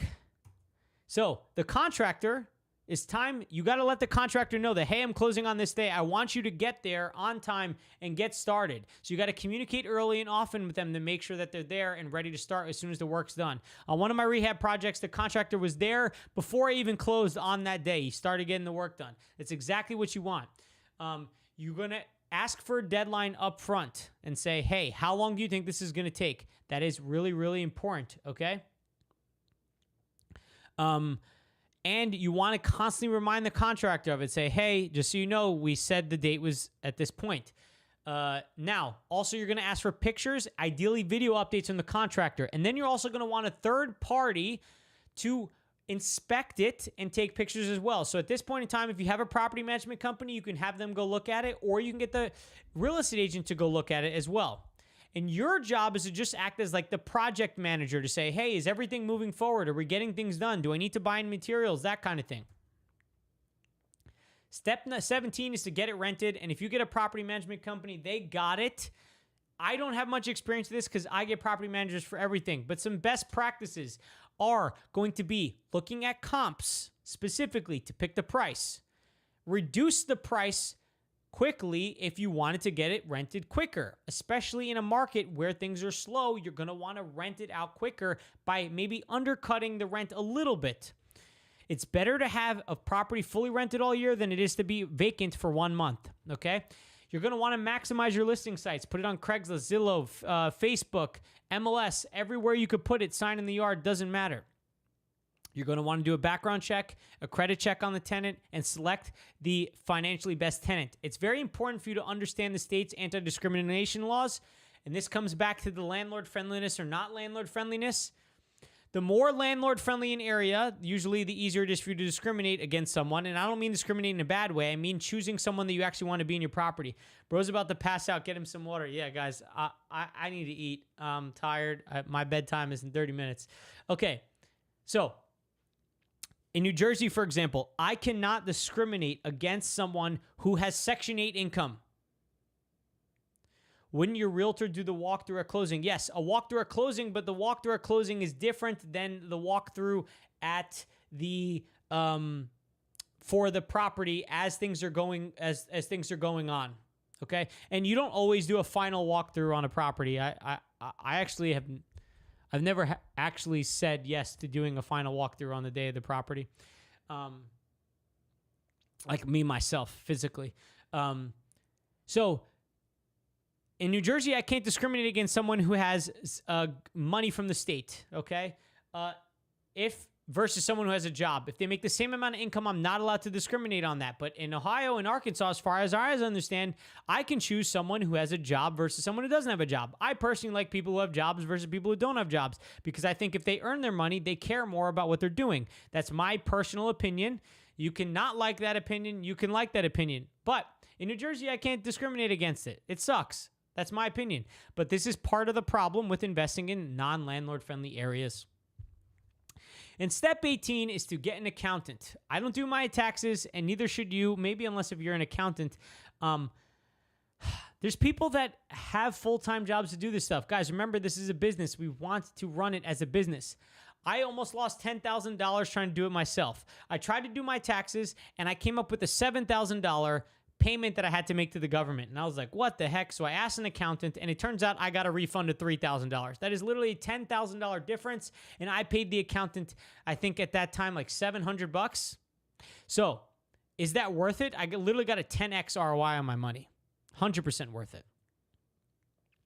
You find them from other investors. Anomaly is a company that I might be working with soon. They work with real estate investors specifically. Bigger Pockets. You can network within your circles because a lot of people have accountants that you might not know, and you want to look for real estate specific accountant. Bigger Pockets or Google will be really good options for you as well. You work with them, but you have to learn the tax strategies yourself online. Watch videos about the tax strategies. Learn about them from me and whoever else you follow. Have strategy calls with them to come up with ways ahead of time on how you can minimize taxes over the long term. Things like, am I best in an LLC versus an S corp? What can I do to deduct my taxable income? How many properties should I be buying to avoid paying more taxes? How do I qualify as a real estate professional? These are things you want to ask yourself and speak to the accountant about so they can brainstorm with you to come up with ways to save money. And hopefully you can use them to help track your income and expenses, or you could do that yourself or get a bookkeeper and use something like QuickBooks. That's what I use. All right, I will open it up to a couple minutes of Q&A, but my throat hurts now from talking for 3 hours, and I'm extremely hungry, and I'm tired. I hope this was the most valuable YouTube Live you guys have ever been on. That was my goal. I poured my heart and soul into this thing. I spent a lot of time building it out. I've taught you everything that I know in terms of how to invest out of state, and my goal is that you take this information and you run with it. You watch this live, you do the action steps as we go through, you analyze the properties every single day, you come back, and I had to speed through the last hour because we took a lot more time up front, but I'm glad this was super, super valuable for you guys. That's the entire process of buying a house from start to finish. I held nothing back that I could think of at all whatsoever. Justin, much appreciated. This was amazing. To think that only 26 people got to see this, though, is so sad. I wish there was a way that YouTube would show this with the rest of the world. This is why I asked you guys to share. Name anyone else that would do this for free. I don't know. But anyway, my goal is just to help you guys and make money while helping you guys, right? Obviously, need to have money to support myself. Otherwise, I can't do this long term. So if you want to use PropStream, they've been a blessing to support my page, and I love using them. They're a product I use all the time. Check them out. You help support the page. If not, guys, and you can't help support out financially, that's totally okay. Support by watching and sharing and commenting and liking on all my videos on all my platforms. You help me reach more people and help me spread my message of democratizing real estate investing as much as I possibly can, because I truly think that this is the one way that you can build wealth the most consistently. 90% of all millionaires are own real estate. So like it's a sweet medium between business and like actually owning a full like restaurant business, let's say, or something like that, or an online business, and comparing that to stocks. It is very passive comparatively to the business stuff, and you have control over it. It's a sweet, sweet combination between the two. So thank you all for doing this. Thank you all for sharing. Please keep watching and liking, and appreciate all of you for being on here. A lot of you made it till the end, so thank you very much. I will catch you all later. Have a great night. And sorry for the first 12 minutes. I thought I was live. And thank you to this ice pack, because it's kept my camera cool enough to do this live without it dying. See you all. Have a good night.